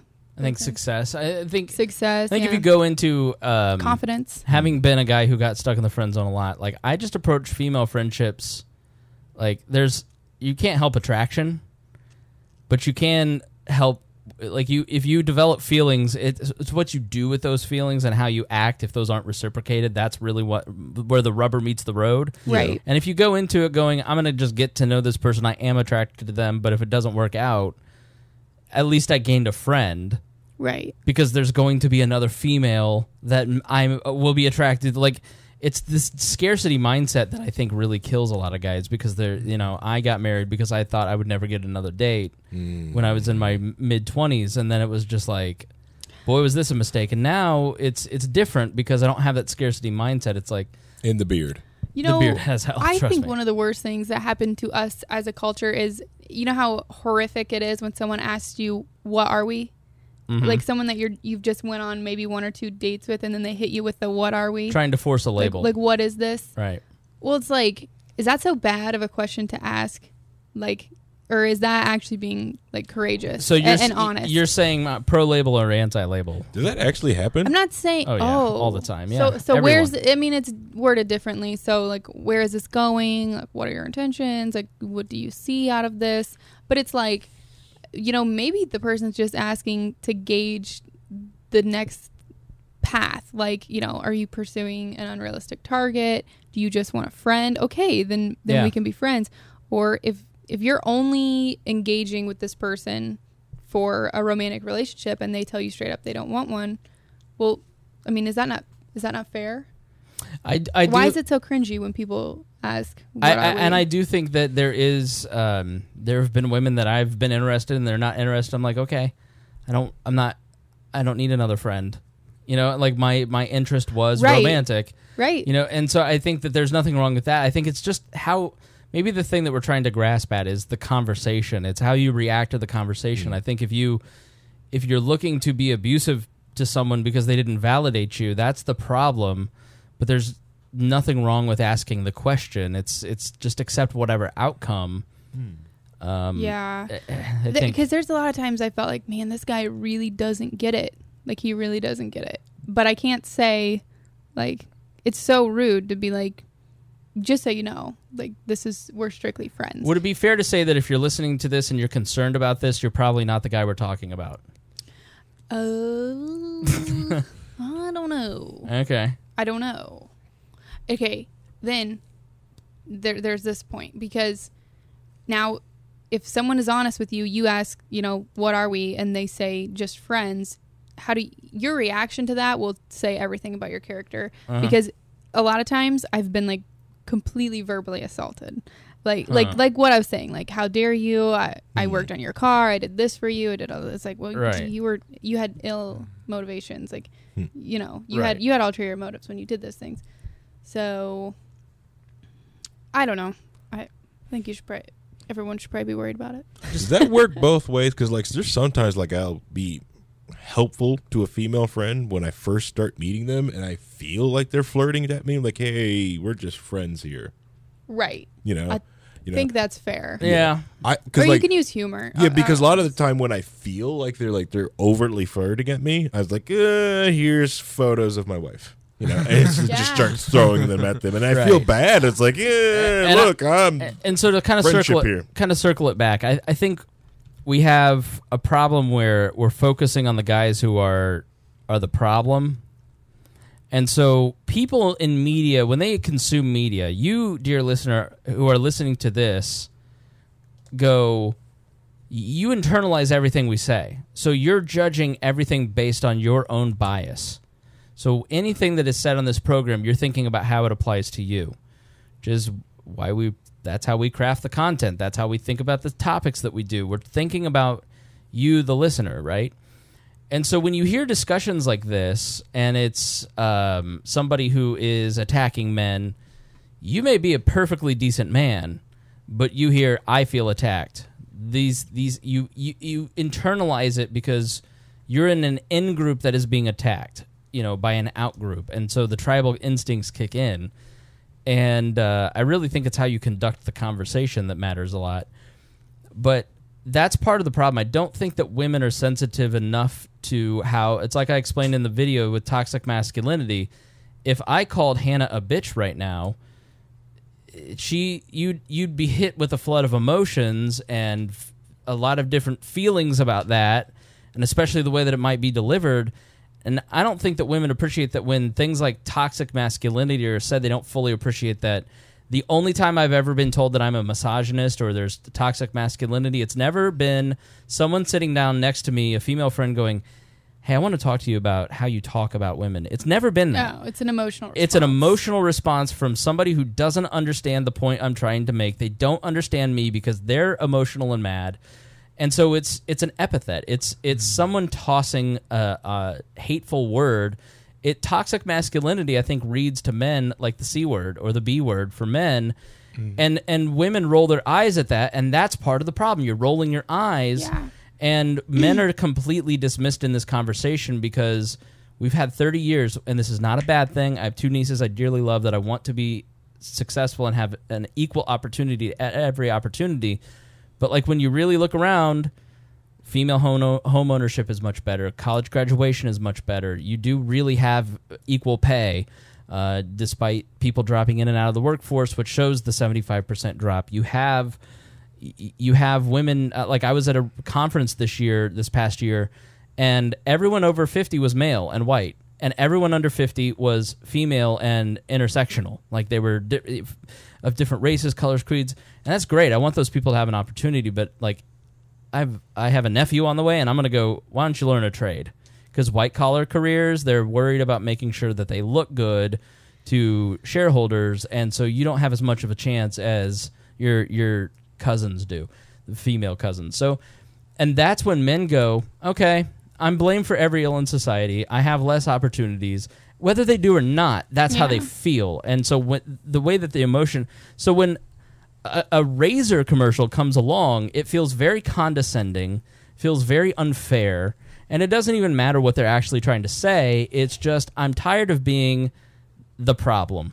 And at some point, you're going to get what I'm trying to say. Yeah. And I watched the Brexit movie.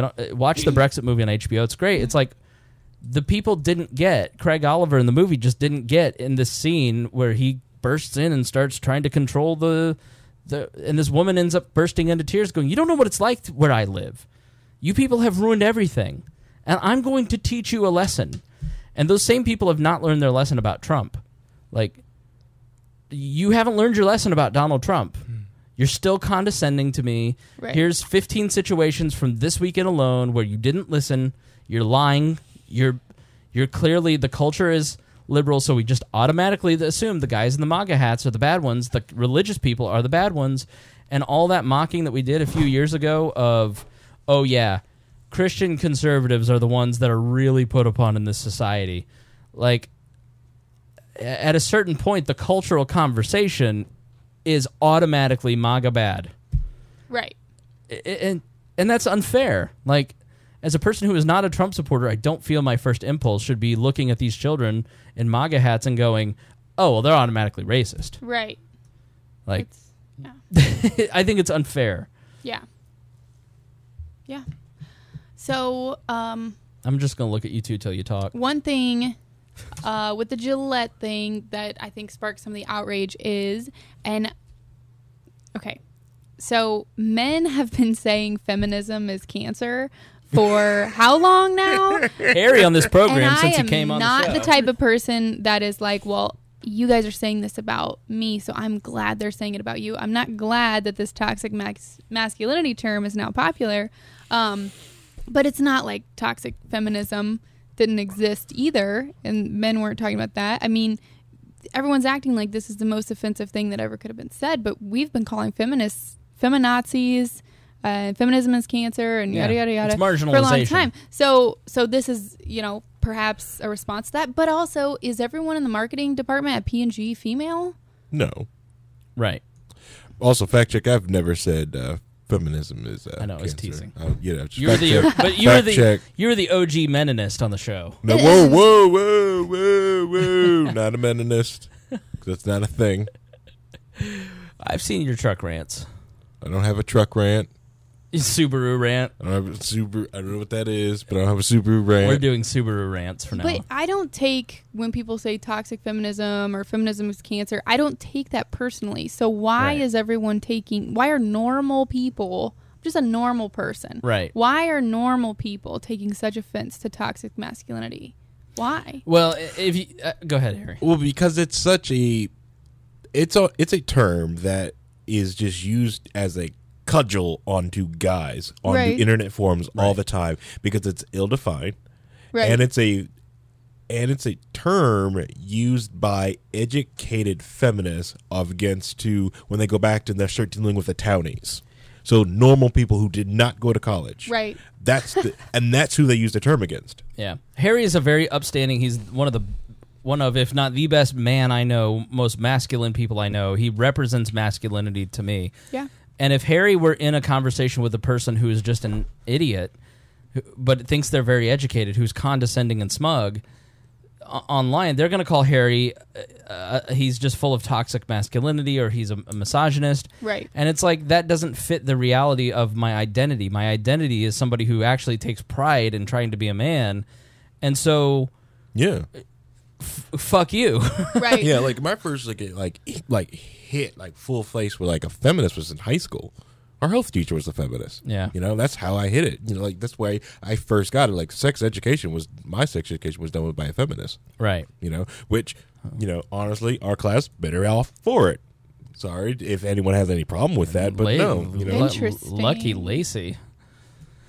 Yeah. Not that. so- You're wrong. You're wrong. But I think the other thing that I've noticed about these particular situations, it's like with the Gillette ad, after a few days, it starts with the source material, and then there's a counterattack to it, and then there's an attack to the attack, and then there's an attack to the attack of the attack. Yeah. And it builds and it builds and it builds, and eventually after a couple days, you're watching people on Twitter and social media have conversations about things that are not even a part of the actual thing. Like, Right. There are people right now on Twitter arguing about the Catholic high school kids that have probably never watched any of the videos. They don't actually know what happened, but they know what their friends have said about it, and that's what they're arguing. That was their source material. Yeah.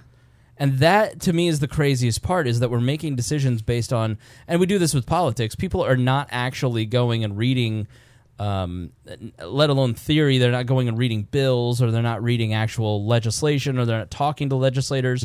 They're just arguing based on what demagogues or a Sean Hannity or Rachel Maddow may have said, and they never realize that maybe some of those people, like a Phillips, comes along and manipulates the situation to make him look like the hero and the kids look like the racists. Yeah.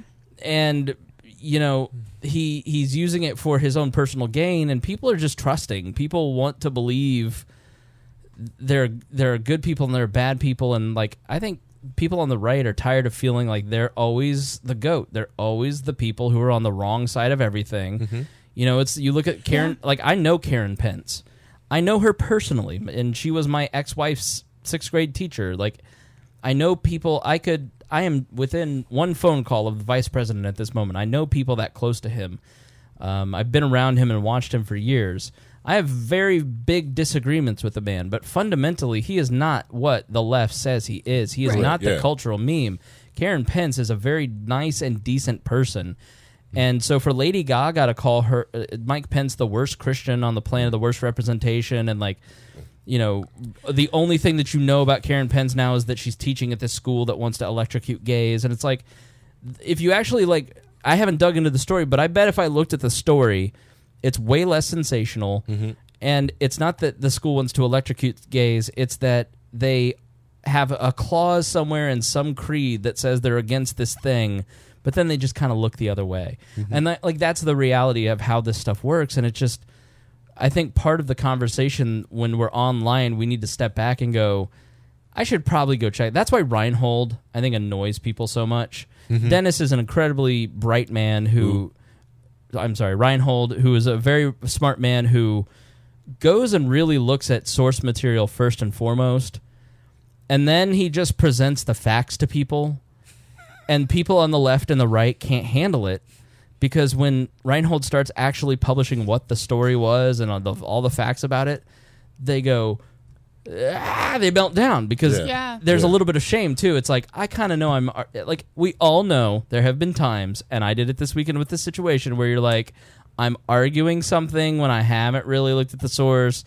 I watched the one video, but then I didn't watch the other videos because I'm like, these people are just trying to push fake news, so I'm just gonna double down. And, like, had I been more intellectually honest, I would have watched the videos that Tad was sending.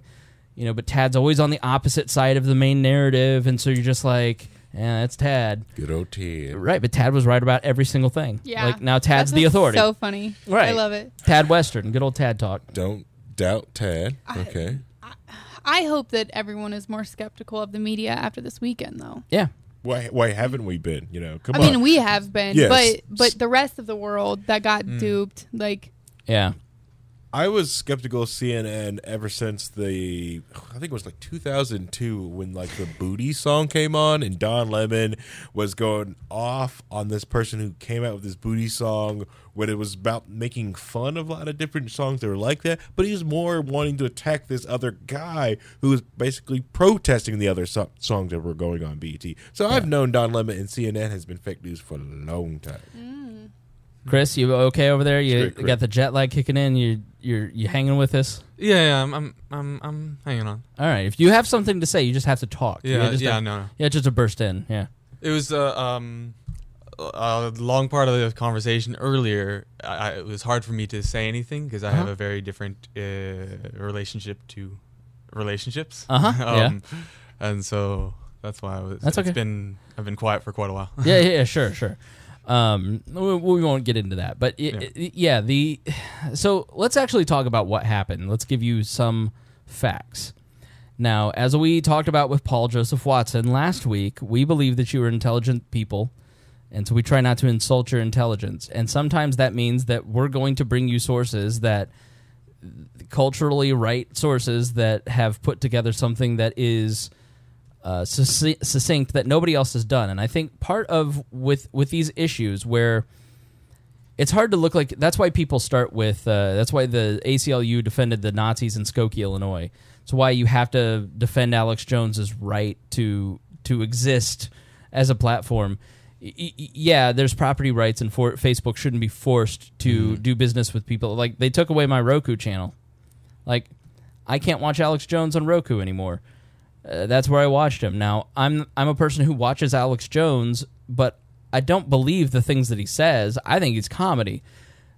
I'm mad that they take away my right to find other information. But if you say Alex Jones has a right to exist on these platforms, I am interested in hearing what his point of view is because he speaks to millions of people. Oh, you agree with Alex Jones? And that feels very uncomfortable because then you're like, my vanity's kicking in, my pride's kicking in, I can't get tossed out of the group, I don't want people to think that I'm a conspiracy theorist, like, which is a term of just shame to make you not engage in specific pieces of information. And so it's very insidious because they use our own social proof mindset against us, our own vanity against us, to not argue that, hey, I'm going to play you a Glenn Beck video because I think the information is the most succinct out of anybody else's videos, and it's going to waste the least amount of your time. It's going to take 8 minutes for you to know everything that happened, but it's from Glenn Beck. So grow the fuck up. Glenn Beck. Oh, he would. Right. And so I look at it and I go, I read Vox. I read Vox articles on here all the time. I read Think Progress. I read Raw Story every day. I read the Wall Street Journal. I have a prescription. Like, you just have to, like, we have a bifurcated media stream. It's, you know about bifurcated streams, Harry? You know what I'm talking about. Yeah, I know about it. And so all the dirty minds out there going, we'll explain later, Chris. They don't have those things in Norway. When you're older. Right, yeah. He's got 3 kids. I'm sure he's had a few. So all of a sudden you wake up the next morning and pissing on the wall. Yeah. There just are, there's a lot of good information in a lot of the various quarters, and, you know, we have the Rushville Republican and the Corden Democrat, because in the 1800s, it was all partisan news. Yeah, Brookville Democrat, represent. Yep. Hell yeah. So, Glenn Beck put out this video, and I'll put it in the show notes because I think he put together a really succinct. It's 24 minutes. I'm not going to play it all. We're about 8 minutes into it, and Father Time here is going. He had his team, and Beck has a great research team. He's got a great prep team. What are you laughing about, Chris? Nothing. All right. I just wanted to make sure that if you had a thought, you could say it. Yeah. Okay. He's tired. He's getting tired. Yeah. I'm tired. Do they have Bang in Norway? They have what? Bang. Bang? No, I don't think so. Do you drink after people in Norway? Drink after? Or germs? You have germs in Norway, or is it too cold? We have loads of germs. If you want to try this, you can actually have the rest of it because I need to sleep tonight. Georgia peach. It's 300 milligrams of caffeine. That's all you need to know. Yeah, bro. You're going to be lit. So he basically had his prep staff go through. He's got a great research team, and they put together this video. So where we're at in the videos, in all of the different running themes here, is the Indigenous Peoples March. Before I read this, let me kind of set it up in a broader perspective. Thomas Massie actually had a great interview. The school is in his district. Thomas Massie is a libertarian-leaning congressman from Kentucky. And this Big League Politics article, which I'll link to if you want to listen to it, let me just read some of what he had to say, because I think it was very succinct and good. So, the social media mob is a left-wing mob, Massie said. The right does not do this. It is considered harassment if it comes from the right, and if it comes from the left, it's just free speech. And there's your double standard. I agree and I don't agree, because the left... He's beating up on the left, but the fact is the left has a long-standing history of using agitating. They agitate, and they view everything from leftist activists. Okay, maybe not every Democrat, but leftist activists look at things in the lens of oppressors and oppressed. And so whatever you do to an oppressor is acceptable. It doesn't matter how you treat the oppressor. As long as you bring down their power and bring up the oppressor, it's justifiable. It's the early days of Malcolm X, the ends justify the memes. Now, Patriots, cheese. Dun, dun, dun, dun, starting in it started in the early 2000s when I was at CPAC, and there was all this conversation about how we need our own mob-like tactics. We need our own restless giant, or MoveOn.org, that will go out and harass businesses and advertisers, and they're Restless Giant and Move On. These are the people that got, and Media Matters, these are the people that got Ben Shapiro's advertisers to cancel, because they have spreadsheets of all the numbers to call, and they put it out to thousands of activists. They're very organized. They have great networks. And so the right has developed its own little mob squad. David Horowitz over at discoverthenetworks.org, I believe it is, or .com, he's really kind of been the one that has pushed this notion. Andrew Breitbart was a person that pushed this notion. We need to get in their face just as they're getting in our face. And there is a double standard when the Republicans do it. When Newt Gingrich or Donald Trump steps up and starts punching the left back, that's outrageous. But when they just the media wants the Republicans and the right to submit, and when the right doesn't, they're violent extremists, which is why nonviolence must always be your main principle. And these kids really did show a lot of nonviolent restraint. And so social media leans left, and the blue Twitter check marks really are better organized. They have made an industry out of agitation and community organizing, and they have much more money. And so when you hear people talking about Soros, that's what people are actually talking about. It's unfair that they have racketeering going on, and they're extorting these companies, and they're diminishing the Republican voice. And the harassment must stop. And so forever, Republicans have said, we're not going to engage in this behavior because we don't want to stoop to that level. And then there's a lot of people like Donald Trump who came along and said, we should stoop to this level. We need to punch them right back. So that was what I was reacting to. It's like, I don't want the right to engage in that. I don't want young libertarians listening to this to think that kind of agitation is okay. I think you have to be more cerebral about it and be more persuasive as opposed to being a harasser. And so I'm very worried about that kind of setting up the template. But what happens with the left, Massie says, though, is they cross over into reality. They migrate off of social media and they start calling the city of Covington to get tax records and figure out where people live. They go to their houses and figure out where they work and try to get the parents fired. That actually happened. That's the difference. I mean, we all know Twitter's a dumpster fire, but try and take that fire and spread it into real life. That's what this is. This is bullying. Massie continued, it's almost like this big psychology experiment this weekend. Like freshman psychology 101, he said, you were told before you saw the video what you were watching so that when you watched the video, you completely fell for it. Framing. think of toxic masculinity at the beginning of the ad. It's called framing. So, for instance, you were told before you watched this video that these kids were chanting "Build the Wall," and you can't make out the words. You can't. You assume, yeah, they're chanting "Build the Wall." In fact, they were not. It's really, if you watch the video in Audible, you were told this kid was smirking and that he had gotten in the face of this Native American, but that's not the case. The kid was smiling.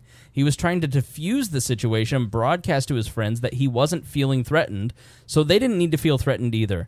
And then you were told that these kids surrounded that older man, and that was not the case. But if you were told all these things, and then you watched the video, it was not hard to fall for it, Massie said. But after watching the longer videos, I know that Nick didn't do anything wrong. I won't use his last name. He doesn't need that. He did what most 16-year-olds don't have the composure to do, which is to diffuse the situation that was not of his own making and was a situation he'd never been in before. Everything he's been taught in his life prepared him to do the right thing, and that's what he did. So that's Thomas Massie. Now, we pick up with Glenn Beck in the timeline that he presented on YouTube, on his radio show, of the actual happenings and the events. And it starts with the Indigenous Peoples Rally. And the kids were all told to meet at the bus location. And showing up to the People's Indigenous Rally were the Black Hebrews. You probably haven't heard a lot about these, and these were the bad guys. And so the Black Hebrews have been there harassing the Indigenous Peoples Rally. They're on the streets here in Indianapolis. You may have seen them. You work downtown. I don't know if you've run across them, but they're usually under the Arts Garden. And they are...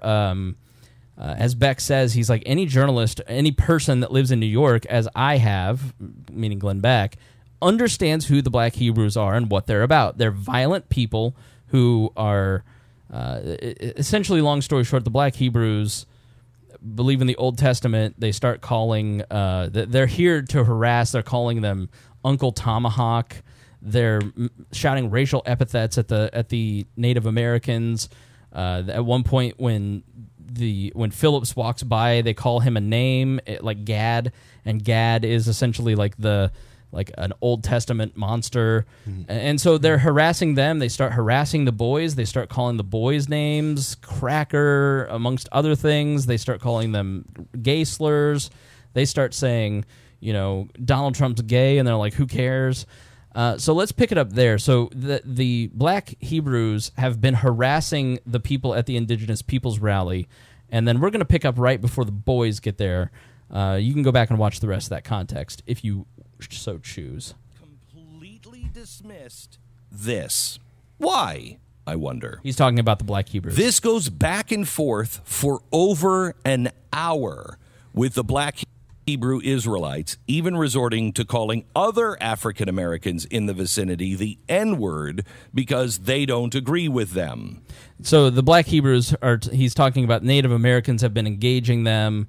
Black and people who are there for the Indigenous Rally are engaging them, and they are harassing everyone. Now, it's about this time that the boys from Covington High School all begin gathering in large numbers, waiting for their ride home. We're going to play a small portion of what ensued next because it leads directly to the incident that would immediately go viral. But keep it in mind for later because I'm going to come back to this clip. This specific line of insults toward the Covington boys, again, directly followed another instance where the Black Israelites were being confronted for their racism and bigotry. Listen. Look at all these dusty-ass crackers with that racist garbage on. Look at these dirty-ass crackers. Can't stand in the damn sun for 5 minutes. Why you don't build the damn wall? Can't stand in the damn sun. Okay. Let me ask y'all something. Is that a common... Harry, I don't... You can't stand in the sun. That's a... Use that one when you're over in Norway. So true, though. I know. But it's the truth, though. It's so the truth. Right, that's a... they can't stand the sun. Raw hates them. They've been raising the temperature, but at that point I would have been like, what? Y'all want to build a wall for Mexico? Now, remember this clip because I have to come back to it. By now, not only the boys from Covington were getting annoyed, but the entire area in a 300-meter radius was trying to get the black Israelites to shut up. It was disunion and disharmony with everyone they touched. The high school kids, in order to drown out the racism and bigotry, decided that a pep rally would be louder than the hate coming from the street preachers. Now, this is also something they do every year. They have done this for 10 years. Every year, they meet at the steps of the Lincoln Memorial, and they shout their prep rally shouts. This time, it worked also to help drown out the hate directed mainly towards Native Americans. Here's what happened.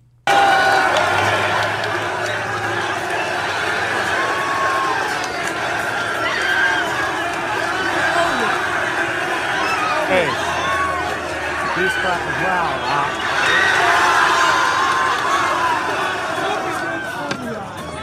Look at this foolie. Get no more than 5 persons and he said the Hebrew life. Look at his head. One kid has his shirt off, and they're kind of in a line, and they're just doing a chant. You serious? It's very teenage boy behavior. This is their prep. It had nothing to do with anything. They've done it for 10 years, and it did drown out the hatred.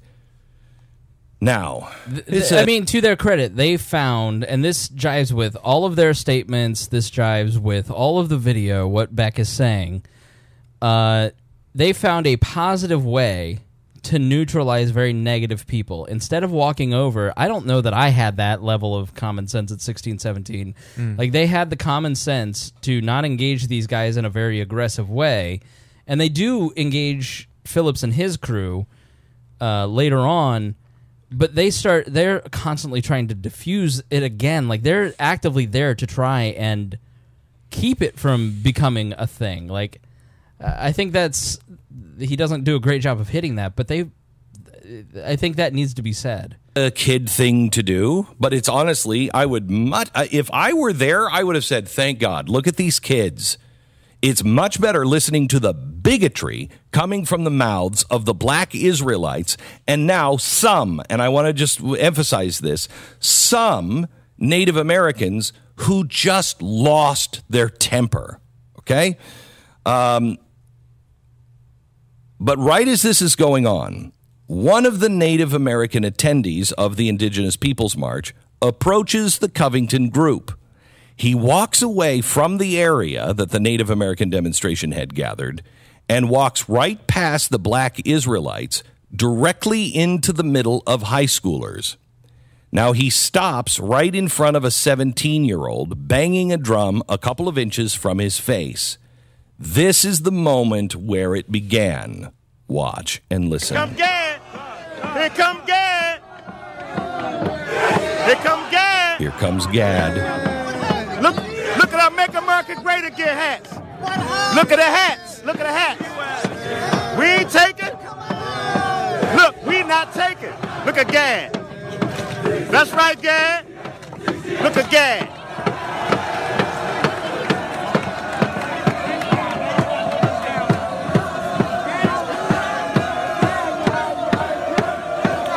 Now, notice the drum beat with the chants. The kids are doing their chants. They don't know who this Native American is. They know that Native Americans have been hassled by the black Israelites.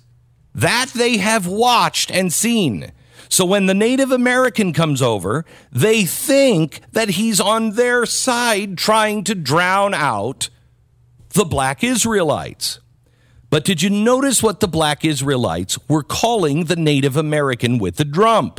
They called him Gad. Here comes Gad. Here comes Gad.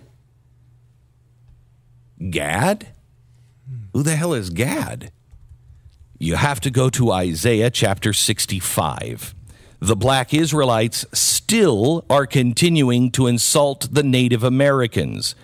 This is a false god. So when he says, oh, here comes Gad, he is mocking the Native Americans. Again, the totem pole worshiper. Oh, now here comes their false god with the drum.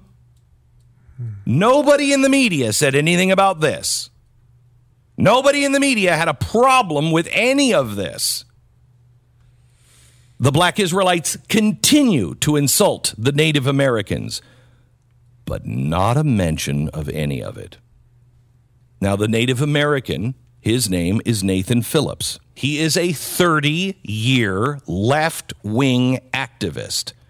And he marches right up to one of the students and gets right directly in his face.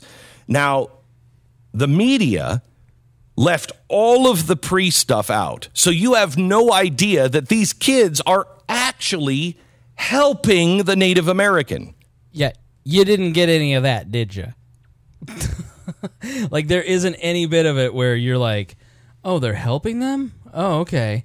Now, this is based on his, I don't know if it's direct conversations, but it's reports and tweets from the kids, and it's like, then the boy, the smirking, the one with the assault smirk, he is the one that is released a statement. So I don't know how much of this is him presuming and how much of it is him finding fact. I wish he had done a better job of that, but I think it's a good presumption to think, yeah, they're on our side. We've been on their side. Like you just wouldn't expect that a 30-year leftist activist who has no good intentions, because he's walking into a group of hyped up teenage boys in MAGA hats, and he thinks, man, if I get a MAGA kid to punch me in the face, think about how great that would be. Man, I'll be rich. How betrayed they must have felt. So as Nathan Phillips, the Native American, walks over with the drum, the black Israelites are still calling them names, the Native Americans, calling Nathan Phillips Gad, the name of a false god, and they continue to insult them, but not a peep in the media. Now, Phillips initially told the Washington Post the boys surrounded him as he was just preparing to leave. There is zero evidence of this. In fact, our video shows the exact opposite. He later contradicted this in an interview with the Detroit Free Press, admitting that it was he, not they, that initiated the contact. He also stated that he did this because the Covington kids were attacking the black Israelites. This is clearly not what happened. Clearly, if you've watched the video, it is painfully obvious. This is not what happened. The white boys stayed way away from the confrontation. It was a confrontation between the black Israelites and the Native Americans. And it was the black Israelites who are known by reporters in New York to be vile, despicable street thugs. Now, Phillips' actions seemed completely at odds with every other Native American present at the rally that day. There was only a handful that were nasty. The vast majority were either debating or getting confrontational with the black Israelites. None of them were at odds with the high school kids. Not a single Native American. Not one. One of the catalysts for why some of say Phillips decided to do what he did was due to the claim that the boys were saying, build that wall, and they felt insulted by that. Now, remember, Nathan Phillips is part of a group that is against the border wall. No borders, no walls. Okay? That's why he was protesting. He was protesting the border wall. So, of course, someone wearing a MAGA hat has to be for the border wall. That's why he targeted that boy. Now, in interview after interview, he said they were chanting, build that wall. In zero instances that we have found on videotape, and we've watched it all, 0 times have the boys said, build that wall. But we did find it, and I played it for you earlier. The organizer of the Indigenous Peoples March claim, I heard that. The New York Times quick to point out, that was build that wall. It's a quote, a rallying cry of supporters of Mr. Trump. Which brings me... Just to clarify, the only person that ever audibly said build that wall was the black Hebrew in the video that he played earlier. And that's what the New York Times reported. Back to the video I told you to remember. Listen to it, but this time listen to the black Israelite leader and what he's saying in the background to the Native Americans. Look at all these dusty-ass crackers with that racist garbage on. Look at these dirty-ass crackers. Can't stand in the damn sun for 5 minutes. Why you don't build the damn wall? Can't stand in the damn sun. Let me ask y'all something. Y'all want to build a wall for Mexico? He's saying to the indigenous people, build that wall, build that wall. Why don't you build that wall? They're so worried about the people from Mexico. So it was said, but it was said... Let me correct Beck. That's actually the black Hebrew screaming that at a group of kids, kind of like standing around watching in MAGA hats. But the idea that maybe Phillips misheard that makes total sense. By the black Israelites, not one of the Covington kids. Out of all of the video evidence from the entire event, the only time build that wall was ever heard was when it was said by the leader of the black Israelites. The media never did any of this work. They never looked at the entire body of evidence to find out what really happened. They saw young white boys from a Christian school wearing a MAGA hat, and they instantly handed out a verdict of guilty. Did Nathan Phillips do this as an activist looking for exposure? Well, I will tell you this about that old man who cried on TV. Here's what he said in an interview. Now that you have the video and you've seen it with your own eyes, exactly what happened, now let me repeat what Nathan Phillips said happened. He told the Washington Post and then the Detroit Free Press, they, the Covington boys, witnessed these individuals, the Black Hebrew Israelites group, on their soapbox about what they had to say. Well, they didn't agree with it, and they got offended. They were in the process of attacking these 4 black individuals. I was there. I witnessed all of this, and it kept going on and escalating. It just got to a point where you have to do something or you walk away, you know? You see something that's wrong, and you're faced with that choice of right or wrong. And that is the moment when I knew I had to put myself between beast and prey. That was a quote by Phillips. These young men were beastly to these old black individuals, and that was their prey. And I stood between them, and so they needed their pound of flesh, and they were looking at me for my pound of flesh. It was ugly what these kids were involved in. It was racism. It was hatred. It was scary. I mean, if you go back and look at the lynchings that were done in America, you'd see the faces on those people, the glee and the hatred on their faces. That's what these faces looked like. The black Israelites were saying some harsh things, but some of it was true. These young white American kids who were being taught in their Catholic school, their doctrine, their truth. And when they found out that there was more truth out there than what they were being taught, they were offended, they were insulted, and they were scared. And that's how they responded. The one thing I was taught in my Marine Corps training is that a scared man will kill you. And that's what these boys were. They were scared. I'm still scared. I'm still feeling vulnerable, but I will not back down. This man is despicable. All right, so then he goes on a 2-minute rant that, like, I was playing the national anthem afterwards. You can finish the rest of that. That's his. He gives his opinion, and you go to Glenn Beck's YouTube channel and watch that. Yeah. But I think this is a really important learning moment for people. You don't realize that the news is manufactured sometimes by people like Phillips. Here's a guy who sees a group of kids. It's a great visual. This is straight out of Rules for Radicals by Saul Alinsky. I'm going to agitate. I'm going to go over and I'm going to provoke. and provoke and provoke and provoke. And you provoke until you get a reaction. And then when you get the reaction, you scream and you send it. Why do you think that this video within hours was on major media networks? Because the left has networks to make that happen. The boys, you still haven't heard all of the boys' side. It's been days, and you haven't really heard in the media the boys' side.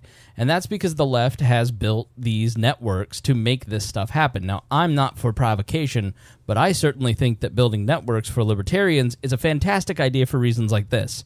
Because if you can get your story out, then you can prevent fake news from happening. And that's what Phillips tried to do. Phillips didn't expect that there would be so many cameras.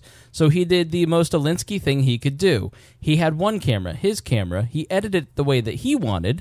And then he didn't expect that there would be 20 different angles on cell phones that would out him as a complete fraud and liar. And he is...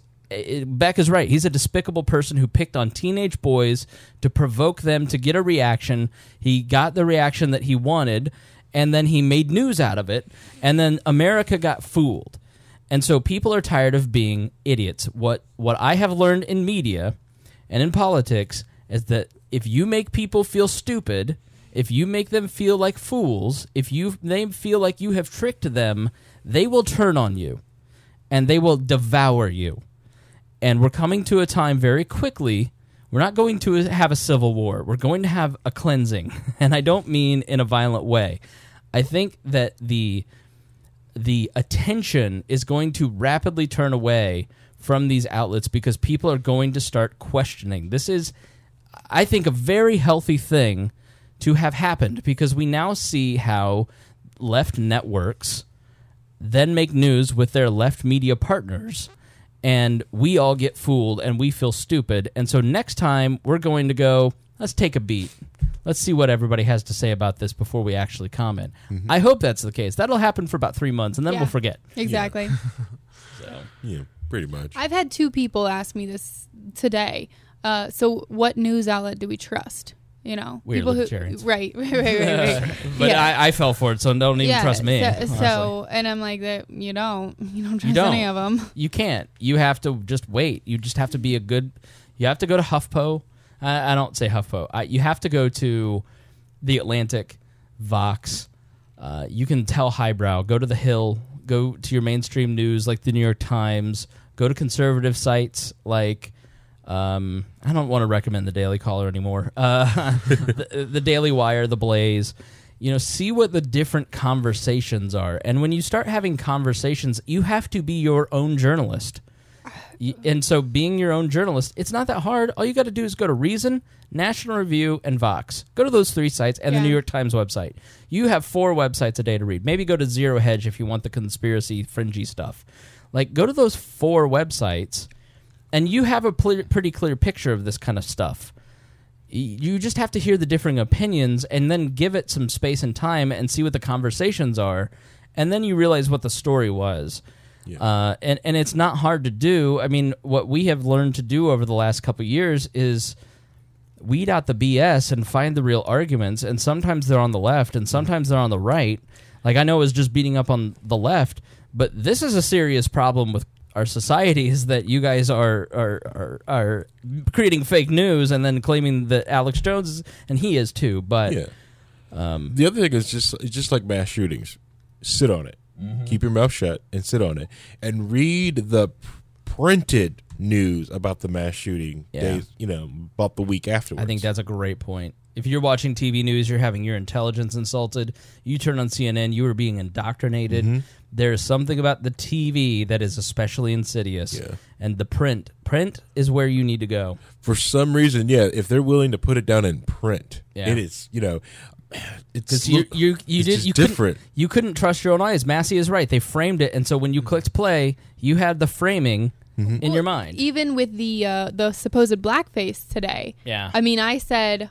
in our private group chat, I had said, like, I don't know if you saw those messages, but I was like, if you notice everyone else is wearing black, I think it's a blackout. And the response was like, oh, honey, no.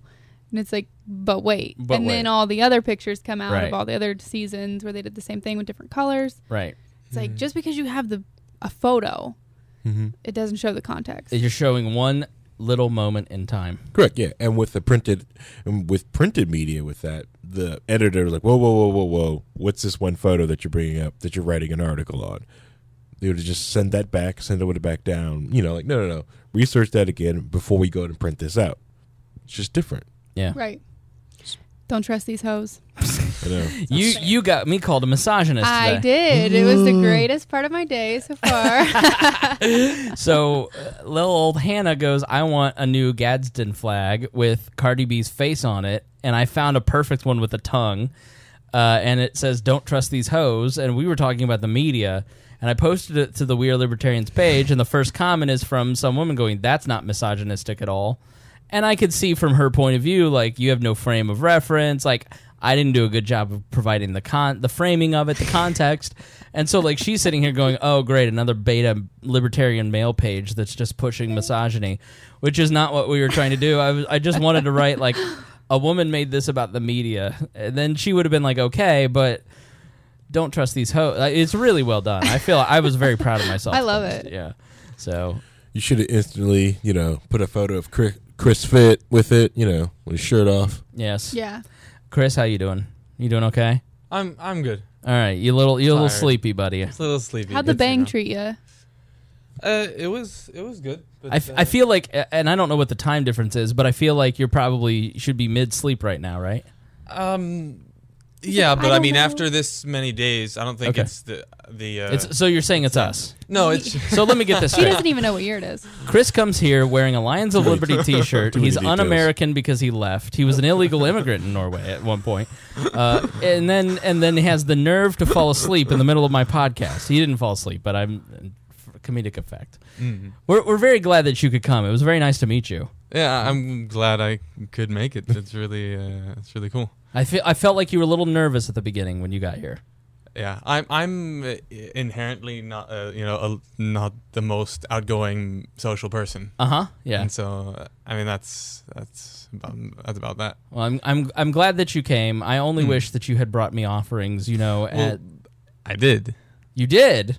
Oh, this did. is great. Okay. We have people come from foreign lands. Like Craig came from Hawaii, and he brought me macadamia nuts that got recalled because they could have killed me. But The shutdown, so they didn't inspect them. I, being dear leader, survived. I ate them too, and I survived. Were you here for that? Yeah, I was here. Yeah. Okay, all right. Yeah, I got some over there. So I was not offered any of those, but you got coffee, and boy, did Oh you! yeah. yes, I did. You were wired thanks to that. So you brought dear leader offerings, did you? I did. Okay. I can't wait. I bet it's smoked salmon. It better be. No. You probably maybe couldn't get that through customs, I imagine. Maybe I'm not sure. Well, it's Better be a live salmon. smuggled smoked fish. I'm like, that tastes funny. Well, I'll start with the thing from Norway. Okay. All right. This is called Kvikk Lunsj. I don't know. Okay. Yep. Just one of the cameras. Yeah. Kvikk Lunsj.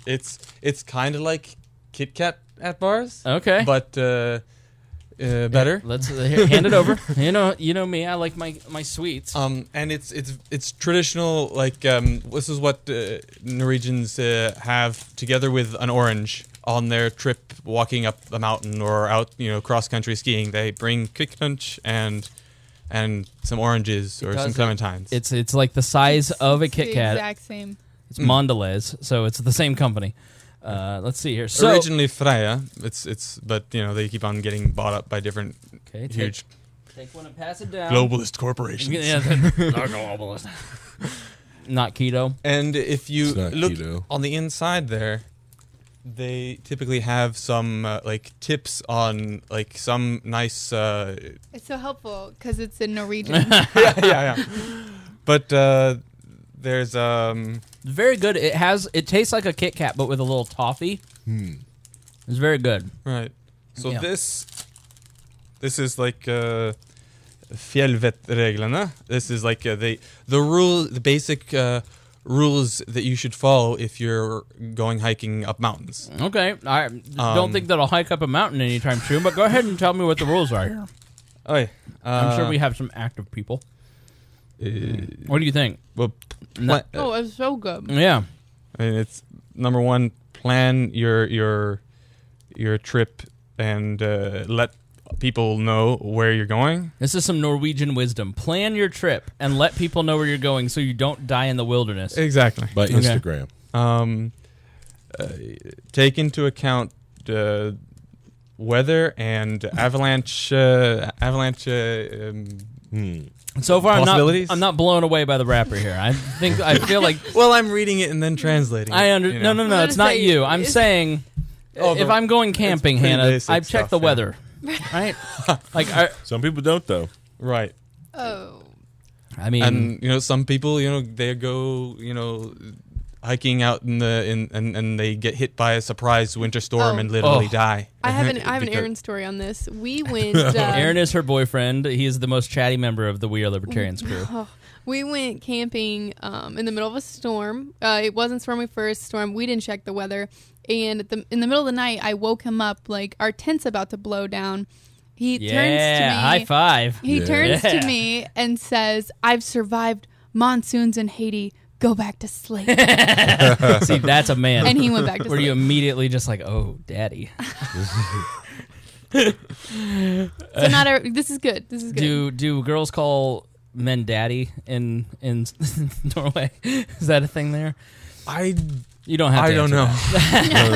You're not a details guy. We know. So what else? What other offerings did you bring to Dear Leader? So this is not a Norwegian thing. This is from my background as a member of the Unification Church. Okay. And I know you are very interested in Korean history. Yes. And if very you're much. interested in Korean history, this is something you should take a look at. Okay. This is the quote unquote autobiography. Okay. Of Sun Myung-moon. Right. And so he was from North Korea, correct? Yeah, Originally. born in North Korea under Japanese occupation. Okay. So it says Alexander Haig here. Now, I always have called, it was endorsed by Alexander Haig. He was a United States Secretary of State. And I always call Harry Alexander Haig because when Reagan was shot, Haig tried to circumvent the chain of command and take over the United States government. And then George H.W. Bush was found and they said, nuh-uh. Yeah, you are the Alexander Haig. So I'll give this to you after I'm done reading it. But thank you very much. Yes. So why do you think it would be something of value? Does it give you an insight into like maybe the Korean mindset of things? It's as a peace-loving global citizen by Sun Myung-moon. It's an interesting perspective because it's from somebody who knows something about what Korea was like before, and like during and afterwards. It's also interesting because he is a well-known figure and both looked at as a cult leader, as the second coming by his closest followers, but also he's positioned himself to be respected in a sense. He's that guy that certain Republican politicians have done things that show some respect, that they respect him in some sense, and yet at the same time kind of hide a little bit the fact how close that they are. Right. And so he founded the Washington Times. That book is published in the United States by the Washington Times Foundation. Interesting, and which is a conservative leaning newspaper. Right. And so the Bush and Cheney and people like that have showed up for Washington Times events and I think Bush Sr. went to South America once for the opening of another publication down there. I don't remember the name of. And there's also been he's also worked together because they it says here was I'm looking at the Wikipedia page, anti-communism. Right. that's probably why a lot of conservatives were interested in it. That makes sense. Yeah. Anti-communism, pro-family values. There's a quote like, "I've come as the fireman to put out the fire of like I'm butchering the quote of like immoralism spreading in America." Right, immorality. Right.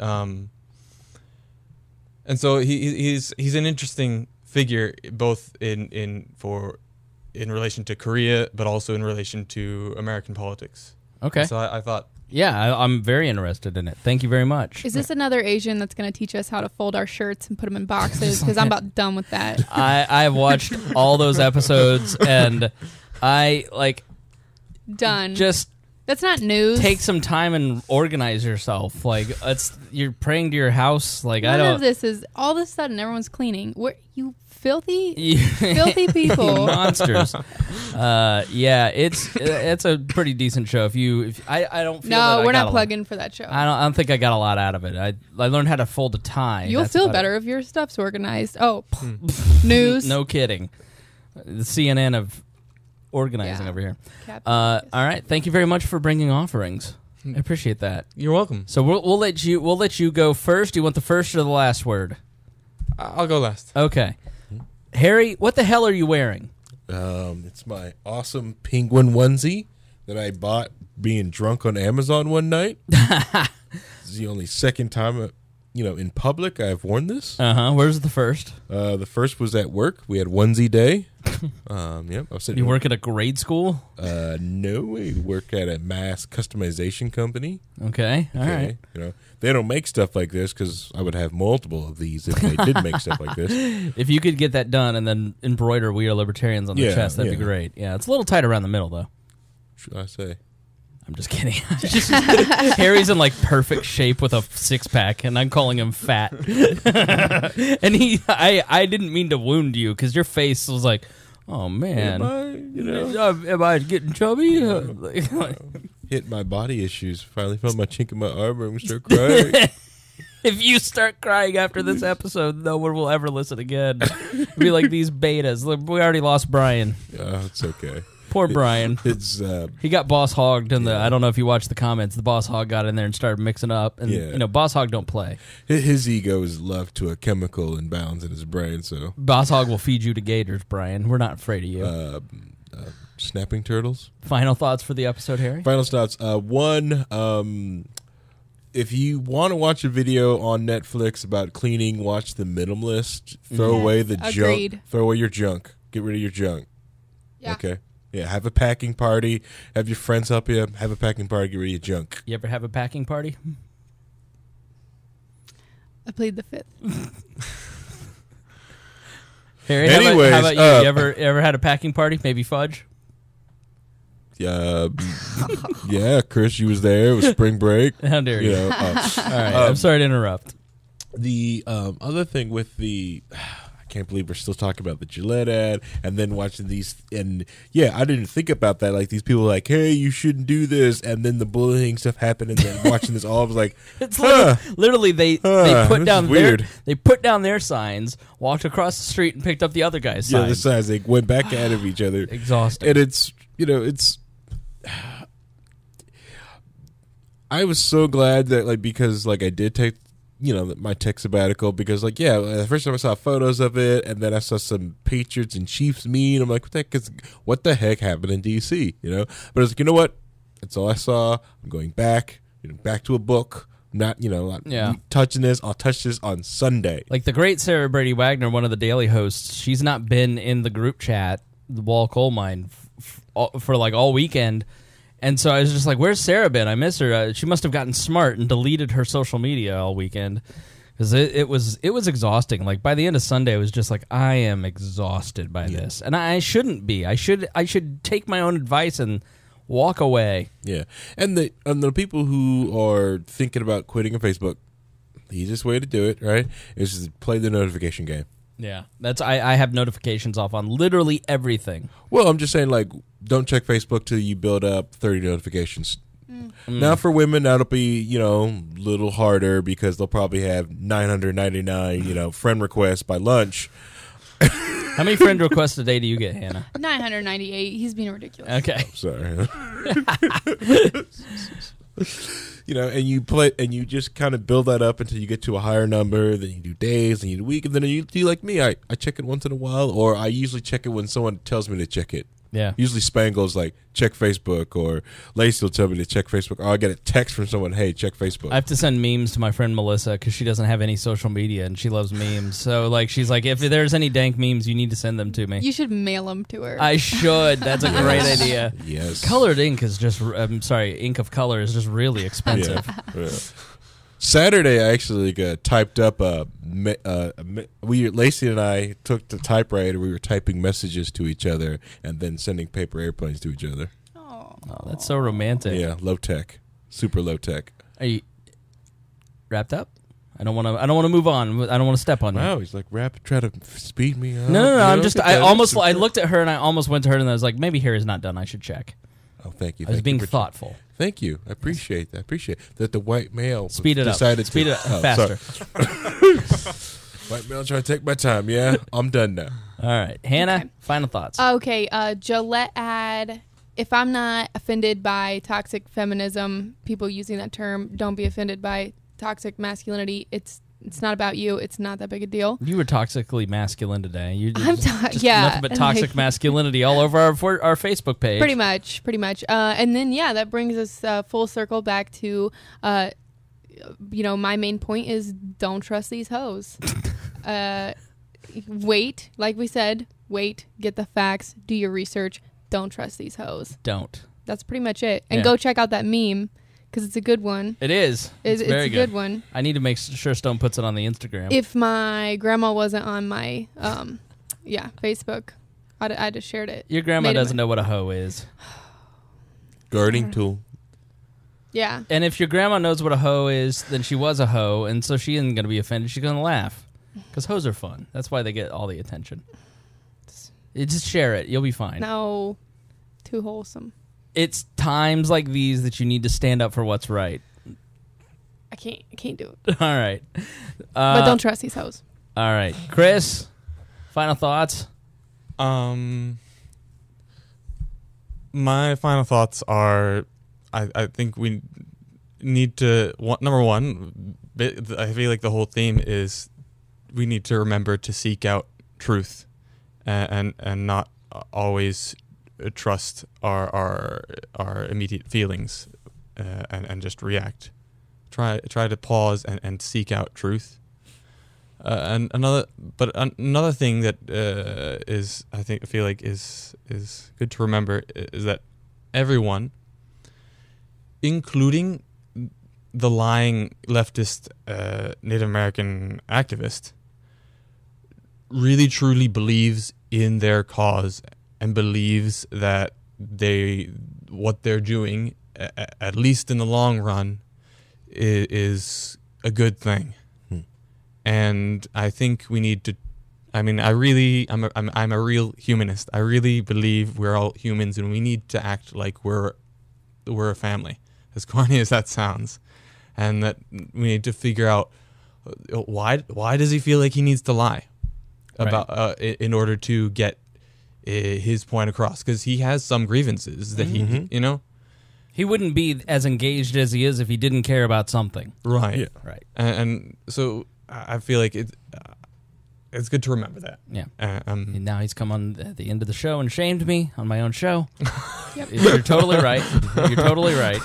It's always a good reminder. It doesn't matter how much strongly you believe in certain things, that you always have to be reminded. Like this weekend was a good reminder of so many things where it's just like you build up, something happens, and then you're like, oh yeah, I need to reconnect with like my beliefs and my principles. And that's a great point where Phillips is doing everything the wrong way, and it's egregious, and he's not considering the effects of how his actions affect those boys, but there is some underlying reason that he is so involved and that he's trying to work towards a certain goal. What is that? I'm sure we'll find out if you watch the conservative press over the next week. We'll learn more about Mr. Phillips. Daily Caller right now is digging. But yeah, it's a great point. Any other thoughts? I highly recommend getting married and creating a family. Okay. It's very humbling. Oh, I thought he was going to say moving out, and I was about to tackle him. No, I'm just kidding. So, Very good. That's it. good. All right, man. Thanks so much for. He specifically came here to America to We Are Libertarians, flew from Norway. That's not true, but we'll say it is. So thank you for the presents. Thank you for coming all the way from Norway. Welcome. Thank you for coming all the way from the west side, Hannah. Mm-hmm. Thank you for coming all the way from the east side, Harry. Lawrence, really. I knew you'd have a problem. Yeah. I'm trying to be nice. You see, Hannah, in life, there are people who just test you. I know. Yeah. Mm-hmm. Yeah, yours is Aaron. Mine's Harry. And then Tad tests all of us. Yes. All right. Thank you for joining us here on this episode of We Are Libertarians. We love you guys. Be sure to check out the dailies. Please go check out the Alan Frank podcast. If you haven't already subscribed, Alan Frank, Try to Be Serious on any platform you can possibly find. Thank you so much, and we will see you tomorrow.